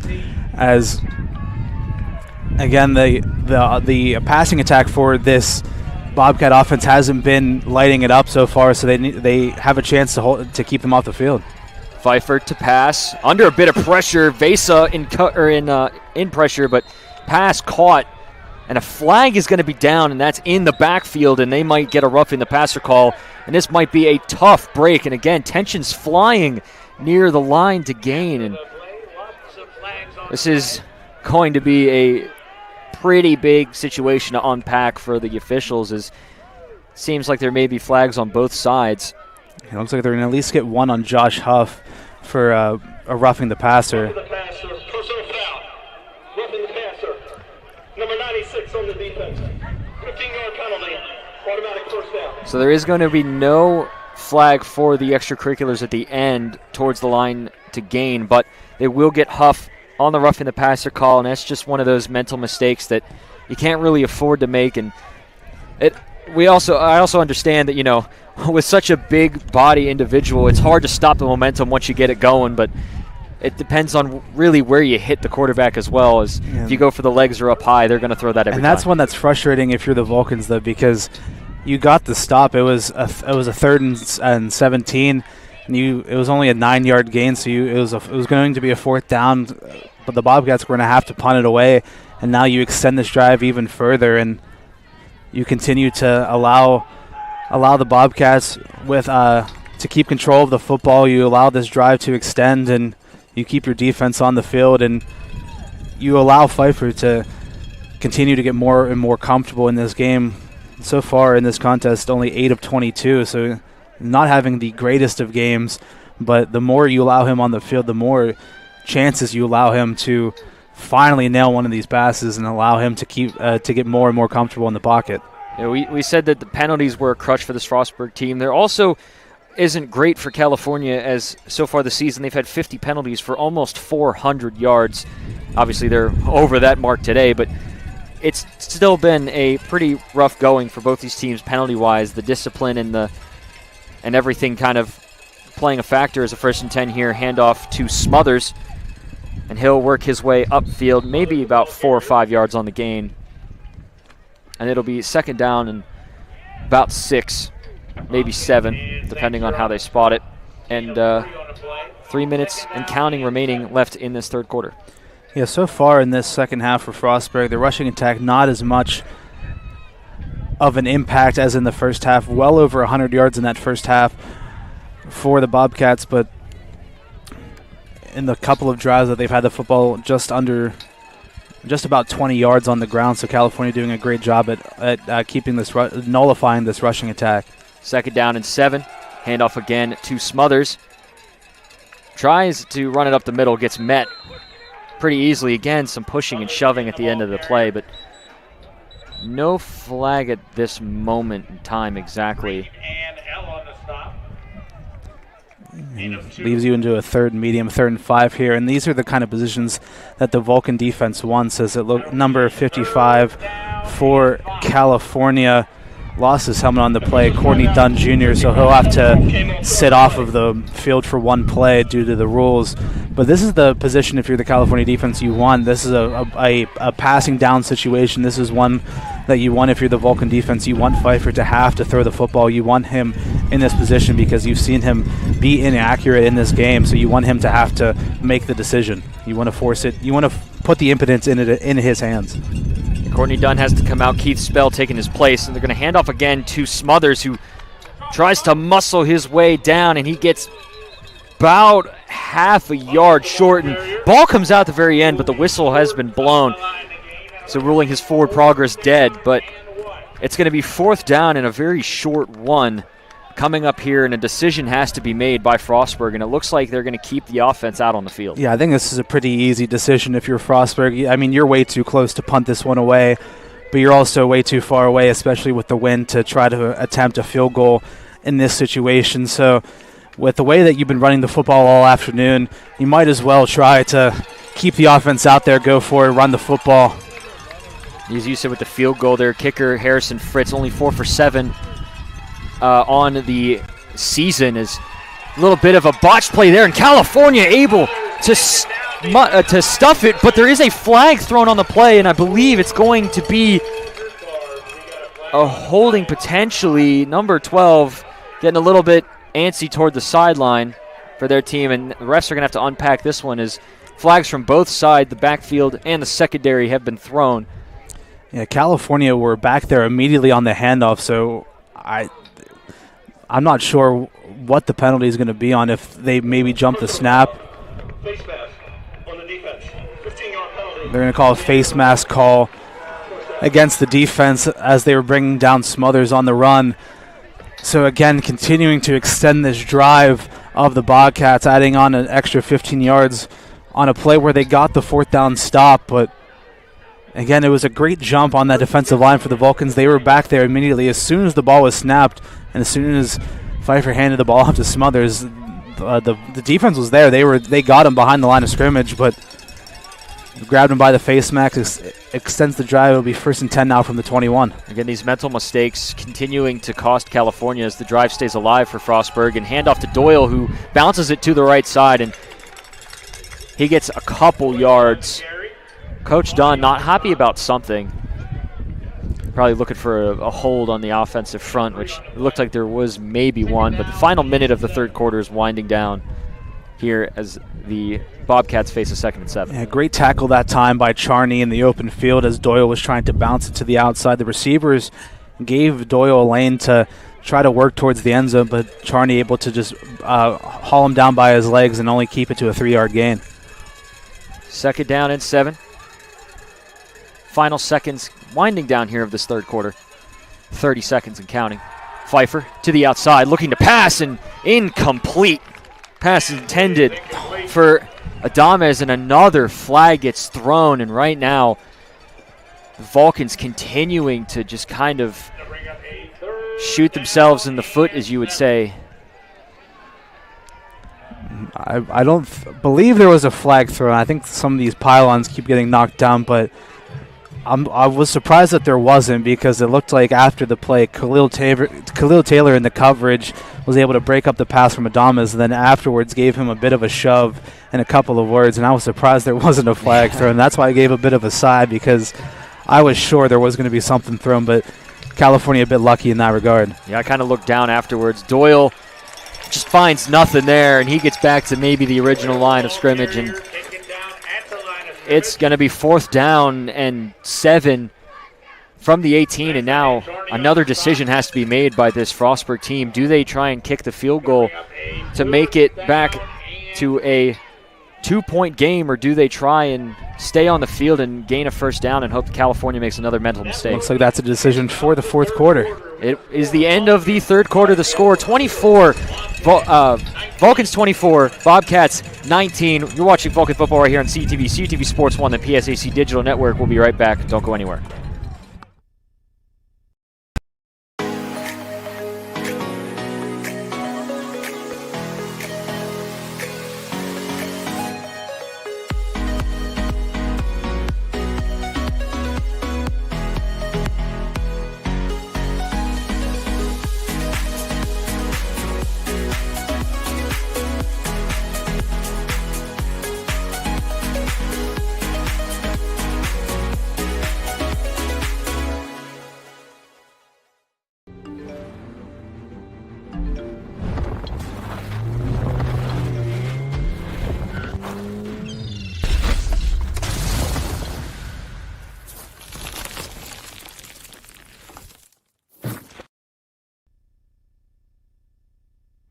Hello, everyone, and welcome back to Adamson Stadium for fourth quarter action.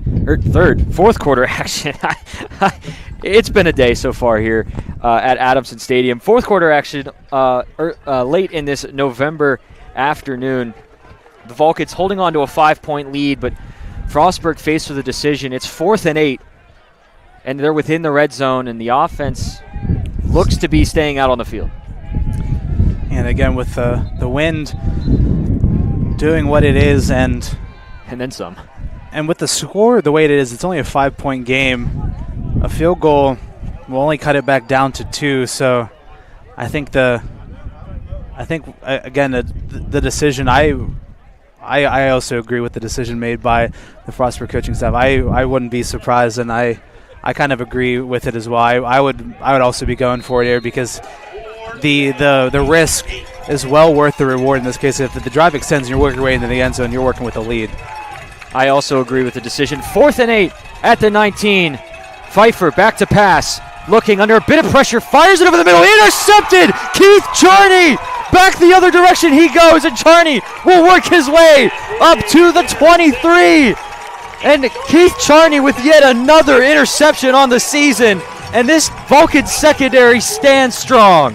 And that's why you don't go for it on 4th down.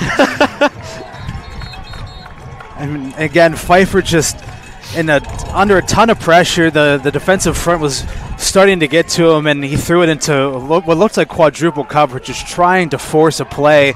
And that time, Charney was just lurking there in the secondary, able to make a great read on it, and able to come up with a huge play for this California defense. Their second turnover forced on the afternoon. Keith Charney listed as a DB. He's listed at safety sometimes. He's pretty much everywhere, all over the field at once. And right there, he was in the exact spot to get the pick as the Vulcans start from the 24. Handoff to Agnor. He goes pretty much nowhere, and the whistle's blown after a gain of 1. That's where they'll rule his forward progress stopped. And this is now a huge drive for the Vulcan offense. This is the chance for you to really not only take time off the clock, but really kind of hammer down, make it a 2-possession game, and begin to close the door on this afternoon and picking up a huge victory here. But again, this offense has really stalled out after that opening quarter. They have not done a whole lot. Hill back to pass, looking, fires it down the field, broken up, intended for Williams, and some extra pushing and shoving, and sideline wants a flag. They're not going to get it, as Williams back there, or trying to, the pass was intended for back in coverage, I believe, was Kamari Ramsey, and he, I think, gets away with one there. Yeah, it was some great coverage that time by Ramsey, as he was step for step with Williams, just threw his hands up at the right time, forces the incompletion. But again, just it seems like every single play now between these two teams, just something's going on after every single play. And that time, like you said, I think Frostburg kind of gets away with one. Hill back to pass again. Going deep again for Johnson, able to make the adjustment, and Johnson with the strong catch. Working against number 38, Osman Fanny. And what a great adjustment by Johnson, making the strong catch and extending this drive for California. And again, when you have a receiver as big as him, you just got to throw it in the area, and a lot of the times he'll come down with it. Like I said, just back shoulder, just going for him. That time, Fanny was trying to work to the inside. That time, Hill finds him on the outside. We're going to hand off to Agnor this time. Agnor trying the right side. Flag flies. Brought down after a gain of about 8, but there is a flag down in the backfield. This one's coming back. Yeah. Saw the offensive line coach immediately screaming. That one against Nassim Gray, the right guard for California. Called for the holding penalty. That'll back him up 10 yards. Yeah, as you said, the O-line coach wasn't the most ecstatic after that. It was pretty blatantly obvious that there was a holding there. So after a strong catch by Johnson and a good run by Agnor, it backs them up 1st and 20 from their own 40. Needing to get to the 50, or the enemy 40-yard line. Hill kind of just dumps it off to Johnson. Makes one man miss. Johnson up the field and able to get back those penalty yards. Maybe a +1, and he's on positive territory, and it's 2nd down and 9 from the Frostburg 49. Yeah, a nice designed screen pass that time. all the attention went to Agenor just going out into the flat on the far side, but then you had Johnson on the near side with a couple of the offensive linemen leading the charge, and that time, like you said, able to pick up that penalty yardage and a couple more on the back end.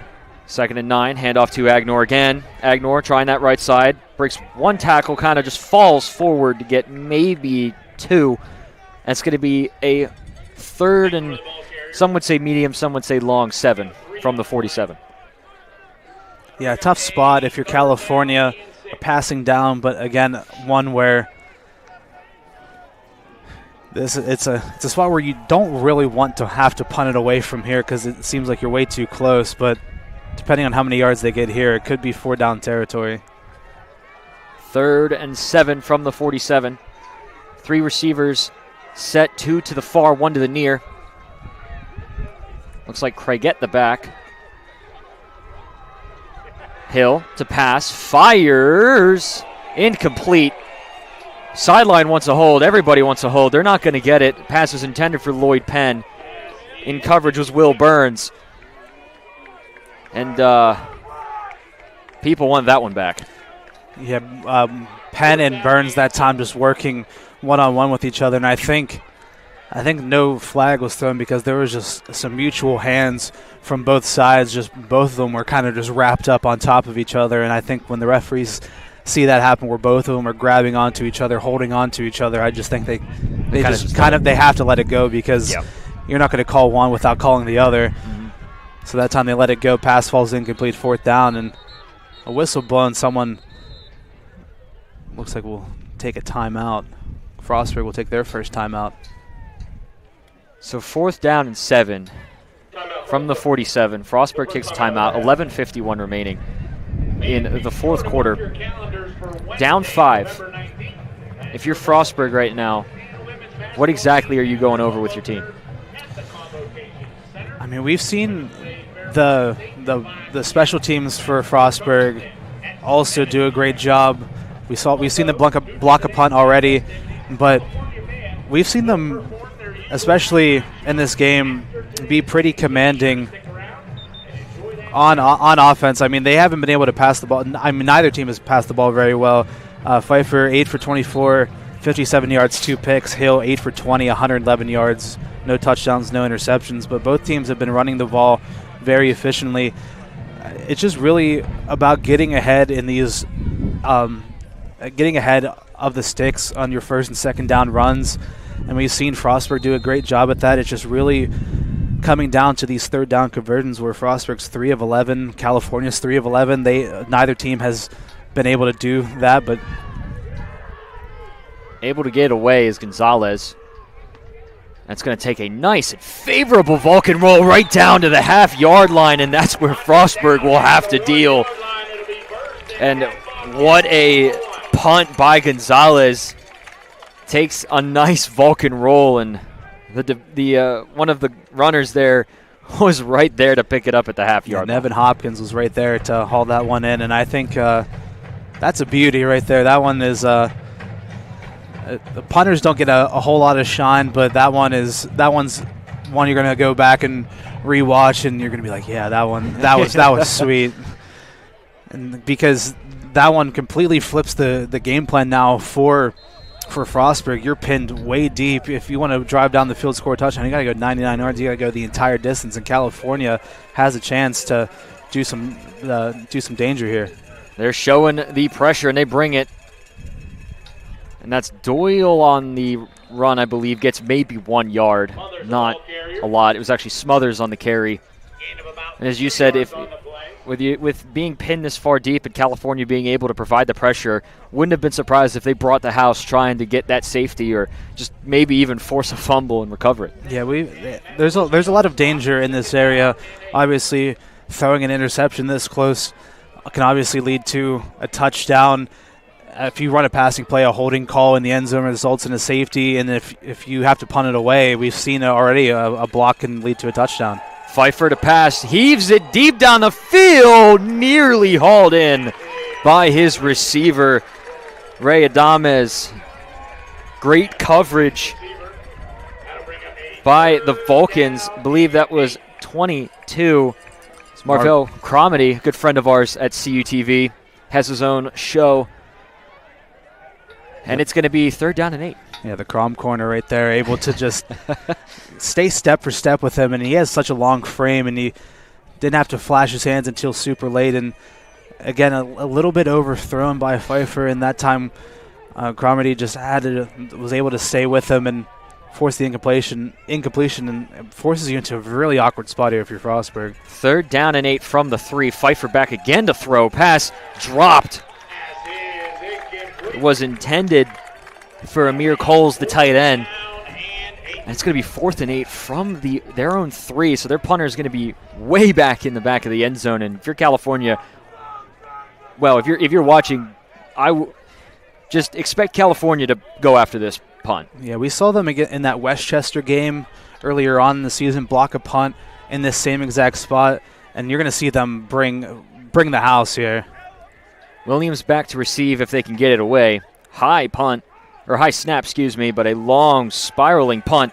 Fielded at about the 49 is Williams. Williams makes one man miss, stays on his feet. Williams cuts it upfield. Williams breaks a couple of tackles, showing off the elusiveness, and he gets down to about the 38-yard line. Again, just so elusive in his movement. That time he had 2 defenders bearing down on him, just takes one back step, and both of them just split either side of him. And again, able to gain positive yardage. And this is a position where if you're California, you have to convert into a touchdown. You start off the possession 1st and 10 on your opponent's 37-yard line. You have to get into the end zone here with 10:43 remaining. This is a more than perfect opportunity to make it a 2-score game, to run some time off the clock and really begin to seal the deal on this contest. 1st and 10 from the 37. Agnor the back to Hill's right. 2 receivers in the near side, 1 to the far. Flag is thrown, a little bit of a false start there by number 62, Jacob King, the left tackle, as he kind of got an early jump. And that is the exact opposite of what you want for California. That'll be the 7th penalty for the Vulcans for 72 penalty yards. Frostburg sitting at 5 penalties for 45. 1st and 15 from the 42. So instead of 1st and 10 from the 37, it's now 1st and 15 from the 42. California trying to go forwards instead of backwards. 10:41 remaining in the game. California looking to hold on and beat number 24 ranked Frostburg Bobcats and at least show flashes of a good season, maybe a potential postseason run in a very, very low seed, but the rest of the season has to play out well as Hill fires it deep for Penn, makes the catch. Lloyd Penn with the strong reception, able to get a foot in bounds right at about the 11. And it's a Vulcans 1st down. What a play. These outside receivers, Penn and Johnson, they have these big builds, and that time one-on-one against the corner, Josh McTeer. And again, you throw it up, and you just got to go up and make a grab. And that time Penn just hops up, makes the grab, able to get a foot down in bounds, and a huge play from that Vulcan offense. 1st and 10 from the 13. Hershey in motion, Agnor to Hill's left. Going to hand it to him. Agnor up the middle. Agnor rumbling his way down to about the 3-yard line.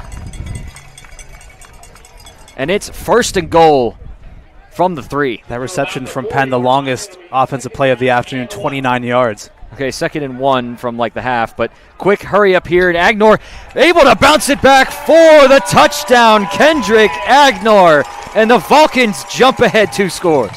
And again, Agnor just so patient that time. He initially ran into the offensive line. He saw there was nothing there, and he able to see the lane on the backside, able to cut back and work into the end zone for the touchdown. Great vision, great execution by the Vulcans.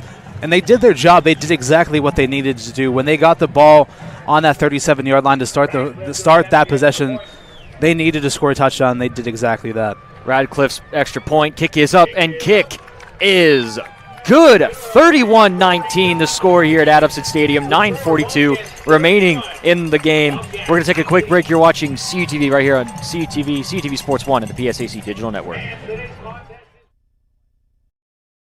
Fall is back, and so is Vulcan football. Follow the Vulcans every step of the way during the 2025 regular season. The season kicks off with a Thursday night clash versus Charleston. Then home September 13th versus Westchester. Home September 26th versus Lock Haven. September 27th at Slippery Rock. October 4th at home versus Seton Hill. October 11th at Edinburgh. Homecoming October 18th versus Clarion. At IUP October 25th. Home versus Frostburg State on November 1st. At Gannon November 8th. And the season finale at Shippensburg November 15th. Follow Cal Vulcans and CUTV for live links, highlights, and much more.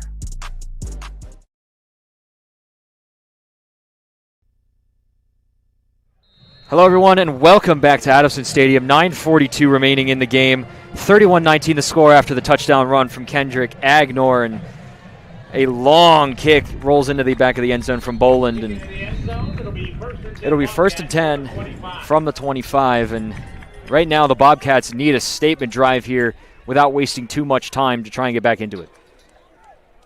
Yeah, absolutely. But again, it seems like offensively, it's not been the greatest of afternoons for him. 131 yards on the ground, 57 through the air for the Bobcats.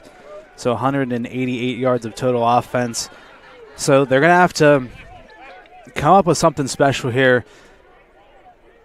Do they have something deep down in the bag? If she'll have to see. Handoff. And a big run by Smothers, who looked like he had a lane to take off for the end zone, but great shoestring tackle by the Vulcans, but it's enough for a first down, and Frostburg will move the chains.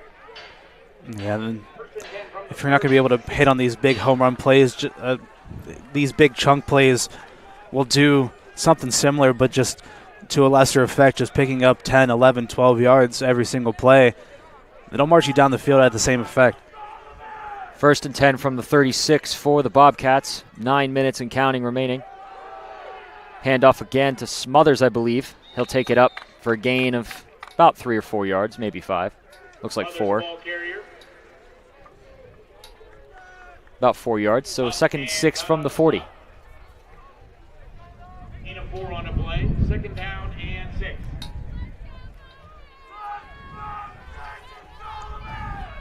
Frostburg looking to try and respond back, keep themselves alive in this game. California looking to put it away. Pfeiffer to pass. Pfeiffer looking deep again, has his man down the field, and just, again, a little bit too far. Intended for Javon Gilliard. And this has been the story all day. These passes from Pfeiffer have just been a little bit too far or just slightly off the money. Yeah, he had a couple of steps on Rashawn Murray, and again, maybe looked like some legs kind of tangled up between Gilliard and Murray as Gilliard kind of got tripped up a little bit. Nothing called, but again, just a little bit overthrown that time from Pfeiffer, and gives you into a position on 3rd down if you're the Vulcan defense where Gilliard or Pfeiffer's going to have to throw the football. 3rd and 6. Pfeiffer just kind of dumps it off to Doyle. Doyle able to cut it upfield, and Doyle gets first down a bit more, somehow managing to stay in bounds, and he'll get the first down and then some, and out to about the 45-yard line, and it'll be 1st and 10 from the 45. Yeah, somehow not only staying in bounds, but staying on his feet. He broke off a couple of tackles that time, and was able to keep this drive alive. 1st and 10. Bobcats wasting no time. A handoff again to Doyle, I believe, and he'll get maybe 2 yards. Maybe 3. Great tackle that time from Vesa, just left unblocked on the near side, able to just get a free lane right to Doyle and just spin some down for a short gain. 2nd down and 8 from the 43. Bobcats now taking the time to talk it over. A couple of receivers to the near side, one to the far. One in the slot. Man in motion. Believe that's Alexander. They're going to throw, and that pass is low and incomplete, but the Vulcans brought the house. Big Josh Huff and number 42, that's Tawan Bandy on the blitz, and it will fall incomplete, and it'll bring up a 3rd down and 8 from the 43. Yeah, Pfeiffer did a great job of just getting it out in time. The receiver not able to haul it in, but again, the Vulcans, knowing that Pfeiffer has not done enough to warn that he can handle it under the pressure, just trying to send the house at him. 3rd and 8 from the 43. Pfeiffer back to pass again. That one batted up and knocked down. The Vulcans bring the house, and yet again, they put up the hands, putting up the wall, and it just falls incomplete.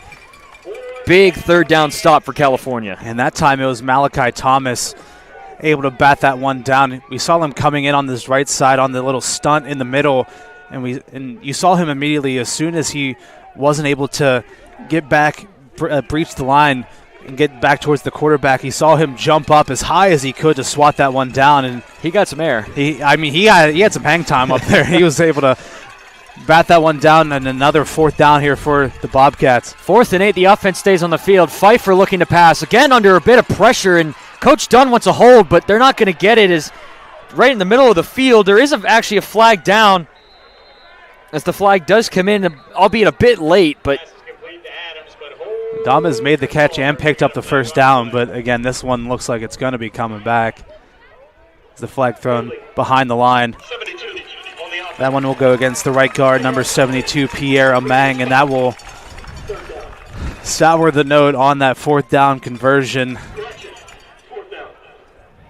I mean, that one was kind of obvious. Daniel Long came on the blitz and kind of was falling to the ground with his arms up, so it was pretty clear and obvious, and we saw Coach Dunn down on the sideline kind of flailing his arms, wanting it, and it came a little bit later than I think most people were expecting, but it did come regardless for California, and that kind of just pretty much forces a punt from this Frostburg team, as Williams is back there to receive, and Sam Dominguez, the punter, will try and get it away. 6:40 and counting here in the 4th quarter, and Dominguez able to get it off. Nice high spiraling punt. Fielded at about the 9 by Williams. Williams cuts it upfield. Williams has a couple of blocks. Williams down the field. There is a flag thrown, but Williams has the speed. He will go all the way for the touchdown if the flag is not the way that some think it might be. There might be a flag for a block in the back. It was around the 45-yard line. If this is against Frostburg, this will be another return touchdown for Deontay Williams, but Doing the return. Holding. Number 43 on the return team. and they will get a holding, so it will nullify the Williams return, and they're going to get number 43 on the hold. That'll go against Trey Green. That'll bring it back, and even so, you just see how special of a playmaker that Williams is with the ball in his hand. If you get him the ball in any sort of open space, I mean, it is so hard to bring him down. He's not a big guy, but he's just so quick. He has such a low center of gravity, so he's able to just turn around on a dime. He's able to make these quick cuts up the field, able to change directions almost immediately, and able to just slip the net between all these defenders just instantaneously. But just an unbelievable touchdown wiped off the board. But California with possession of the ball and have a chance to wind down the clock here at the end of the 4th quarter. Yeah, as said by my friend's dad, Mr. Jerry Smith, the special teams here is special from his observation as the handoff goes to Craiget, and he loses about a yard. Craiget, the ball carrier. But just, it wiped the touchdown as I lose pretty much all of my papers from this wind, even with my phone on them. Thanks to the fans for being absolute legends here, and Jason, after my papers. You got to put something else on top of it. Dude, clearly that's not enough. It's going to be 2nd and 11. This wind relentless here at Adamson Stadium. Not being kind to the football teams and us up here on top of the stadium. The handoff goes to Craigette, and he'll get to maybe the line of scrimmage, maybe half a yard.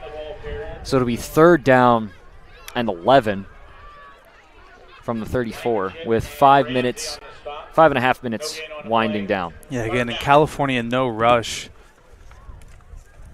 And these opening 2 plays of this drive, just these quick handoffs, just trying to pick up some yardage, and then as soon as the play is over, just wasting as much time off the clock as possible as we're about to wind under the 5-minute mark. You would have liked the touchdown, but the only positive you can, a silver lining you make out of it is you can take some time off the clock here.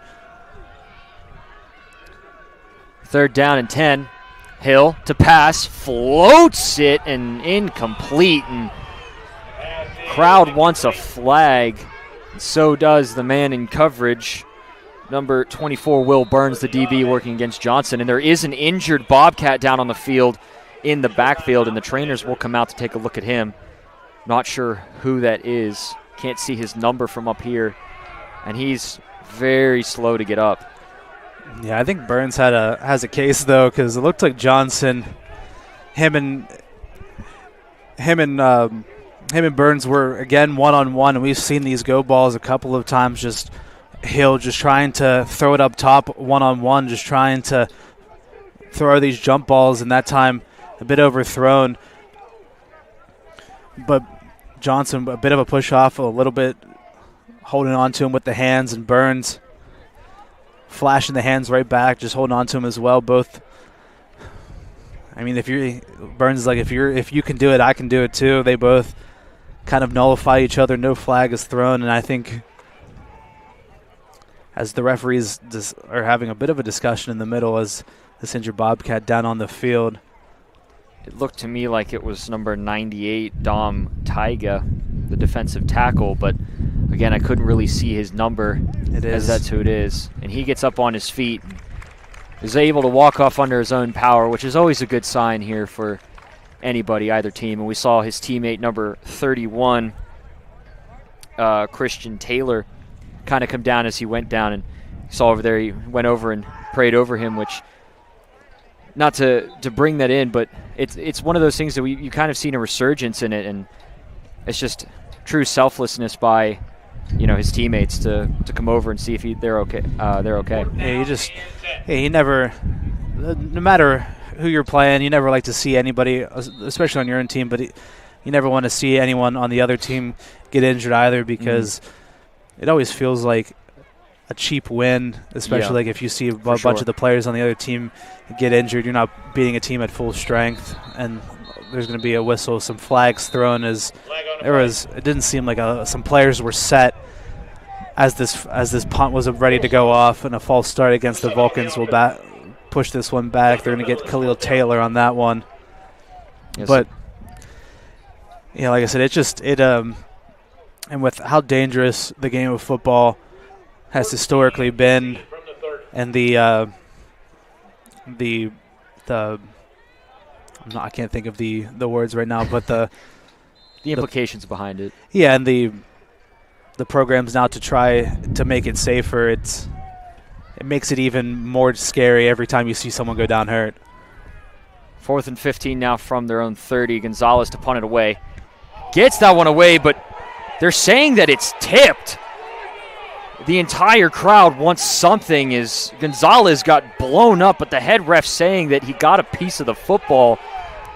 It looked from here like he didn't get a piece of the football, and the crowd and the sideline is letting them hear it. Yeah, the referee immediately, the head official said that the free runner that got the hit got a piece of the football, which nullifies the running into the kicker or or roughing the kicker or whatever penalty would be called on that play, which would have been a huge break for the Vulcans, but now Frostburg in control. Pfeiffer to throw, pass caught. Great open field tackle by Khalil Taylor. Pass was caught by Javon Gilliard. second down and maybe 7 or 8. Scoreboard says 8. PA guy says 7. Who knows anymore at this rate? Long second down, regardless. 3 receivers set, 1 to the far, 2 to the near. Pfeiffer looking the way of the near side. Fires over the middle. Pass is caught. Another good open field tackle by Tawan Bandy. Adams with the reception. And it looks like Bobcats feeling the pressure, just trying to get it to the line very quickly and run these plays as they feel the time running out. Pfeiffer again over the middle, caught.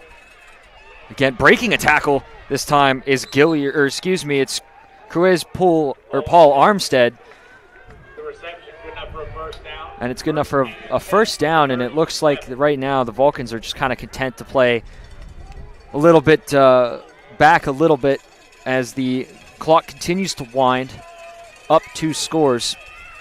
Pfeiffer again to pass. Just kind of dumps it off to his running back. Again, that is Smothers. Smothers able to break a couple of tackles and get out of bounds at about the 15-yard line, maybe 14 and a half, give or take. Regardless, it'll be enough for a first down, and the final minute before the 2-minute timeout has begun. Yeah, California just trying to play some loose coverages and allowing a lot of this underneath stuff, but however, there's still a decent amount of time and still 2 timeouts here for Frostburg. So if Frostburg's able to punch their way into the end zone, you're going to gear up for a very interesting final 2 minutes. Even 3 timeouts with this side, if they could punch it in this side of the 2-minute timeout. Pfeiffer, under a bit of pressure, just has to step it up, and Pfeiffer has a lane, and Pfeiffer will take it down to just shy of the first down yardage. Slides down at the 6-yard line. And they're going to look to potentially get a playoff before the 2-minute timeout. If everyone can get set, receiver splits wide to the near side. That's Gilliard. Pfeiffer looking under a bit of pressure, just has to step up through again, and Pfeiffer's going to take it himself. Pfeiffer lunges for the end zone, but he's going to be marked down. Actually, they're going to say he's in for the score. Tanner Pfeiffer keeps it himself and gets into the end zone with 2 minutes and 2 seconds remaining. And with that, the Bobcats find themselves in a very interesting situation here with technically 3 timeouts with this side of the 2-minute and 2 of their own. The extra point attempt. Kick is up, and it is good. 31-26 the score. There is a flag down. Yeah, I think looked like Taven Willis ran into Cook as he got that kick off, but so this one will push the field goal. Will push the kickoff up, so it won't give California a chance to return, which again plays into the favor of the Bobcats. So no time will come off the clock off the kickoff. So California will have to run 1 play, go into the 2-minute timeout. That'll be the first timeout. Then California will have to run 2 more plays. The Bobcats will use 2 of the last 2 timeouts. So the running into the kicker penalty has been declined. The field goal try is good. 31-26 with 2:02 remaining. We're going to keep it here. As you said, I guess they declined it because I thought maybe I wasn't quite sure if they could apply it to the kickoff. I think if they missed it, they would have been able to apply it and then move to potentially for the 2-point at the 1. Yeah, but regardless, with this kickoff, if they're able to get a touchback here, I don't believe any time will come off the clock. And then, again, plays right into the favor of the Bobcats. They're going to have to, California, the offense will have to run their first offensive play. It'll go immediately into the 2-minute timeout. And then then California will have to run their next 2 plays. The Bobcats can run or use their final 2 timeouts. And if California isn't able to get a first down, it gives the Bobcats a chance to come down and win the football game here. And we've seen it happen. We've seen California in this very same situation here at this stadium. We've seen it happen, and looks like the Bobcats are going for an onside kick here. Yeah, the Vulcans have sent out a couple of their receivers closer, and Khalil Taylor's actually back to receive, but they will do a little bit of an interesting onside kick, and the ball is a little bit bobbled, but will be picked up by the Vulcans, and they will take over at about the 44, and that is the 2-minute timeout. Yeah, very dangerous, and a little bit too close for comfort that time. And you saw the Bobcats do a bit of trickery as they had a fake, one person fake the kick and the other person go for the kick, as you saw the bulk of the receivers on this near side as they kicked it to the far to try to lighten the forces. And with that time, great coverage on the hands team that time by the Vulcans, able to hop on top of it. And so it does run down the time, so the 2-minute timeout in effect now. So if California run their first 2 plays and they run the third, it'll run it down to about 1 minute and 20 seconds if they're unable to get the first down. I was going to say, California needs to get a first down here in a couple of plays to run this clock out and take home the victory over 24th ranked Frostburg. But again, we've seen crazier things happen here at Adamson Stadium. I mean, would say look at homecoming, for instance. Yes, but regardless, in 99% of scenarios, a first down will end the game. Will end the game with a victory for California. But if California isn't able to get a first down here, the Bobcats should be able to use their 2 timeouts. And if California runs it on third down and isn't able to get the first down, the time should be down to about 1.5 minutes. Williams in motion. Hill is just going to hand it to Agnor. Agnor able to cut it up the middle. Gets maybe about 4. Whistles are blowing. Tensions are high.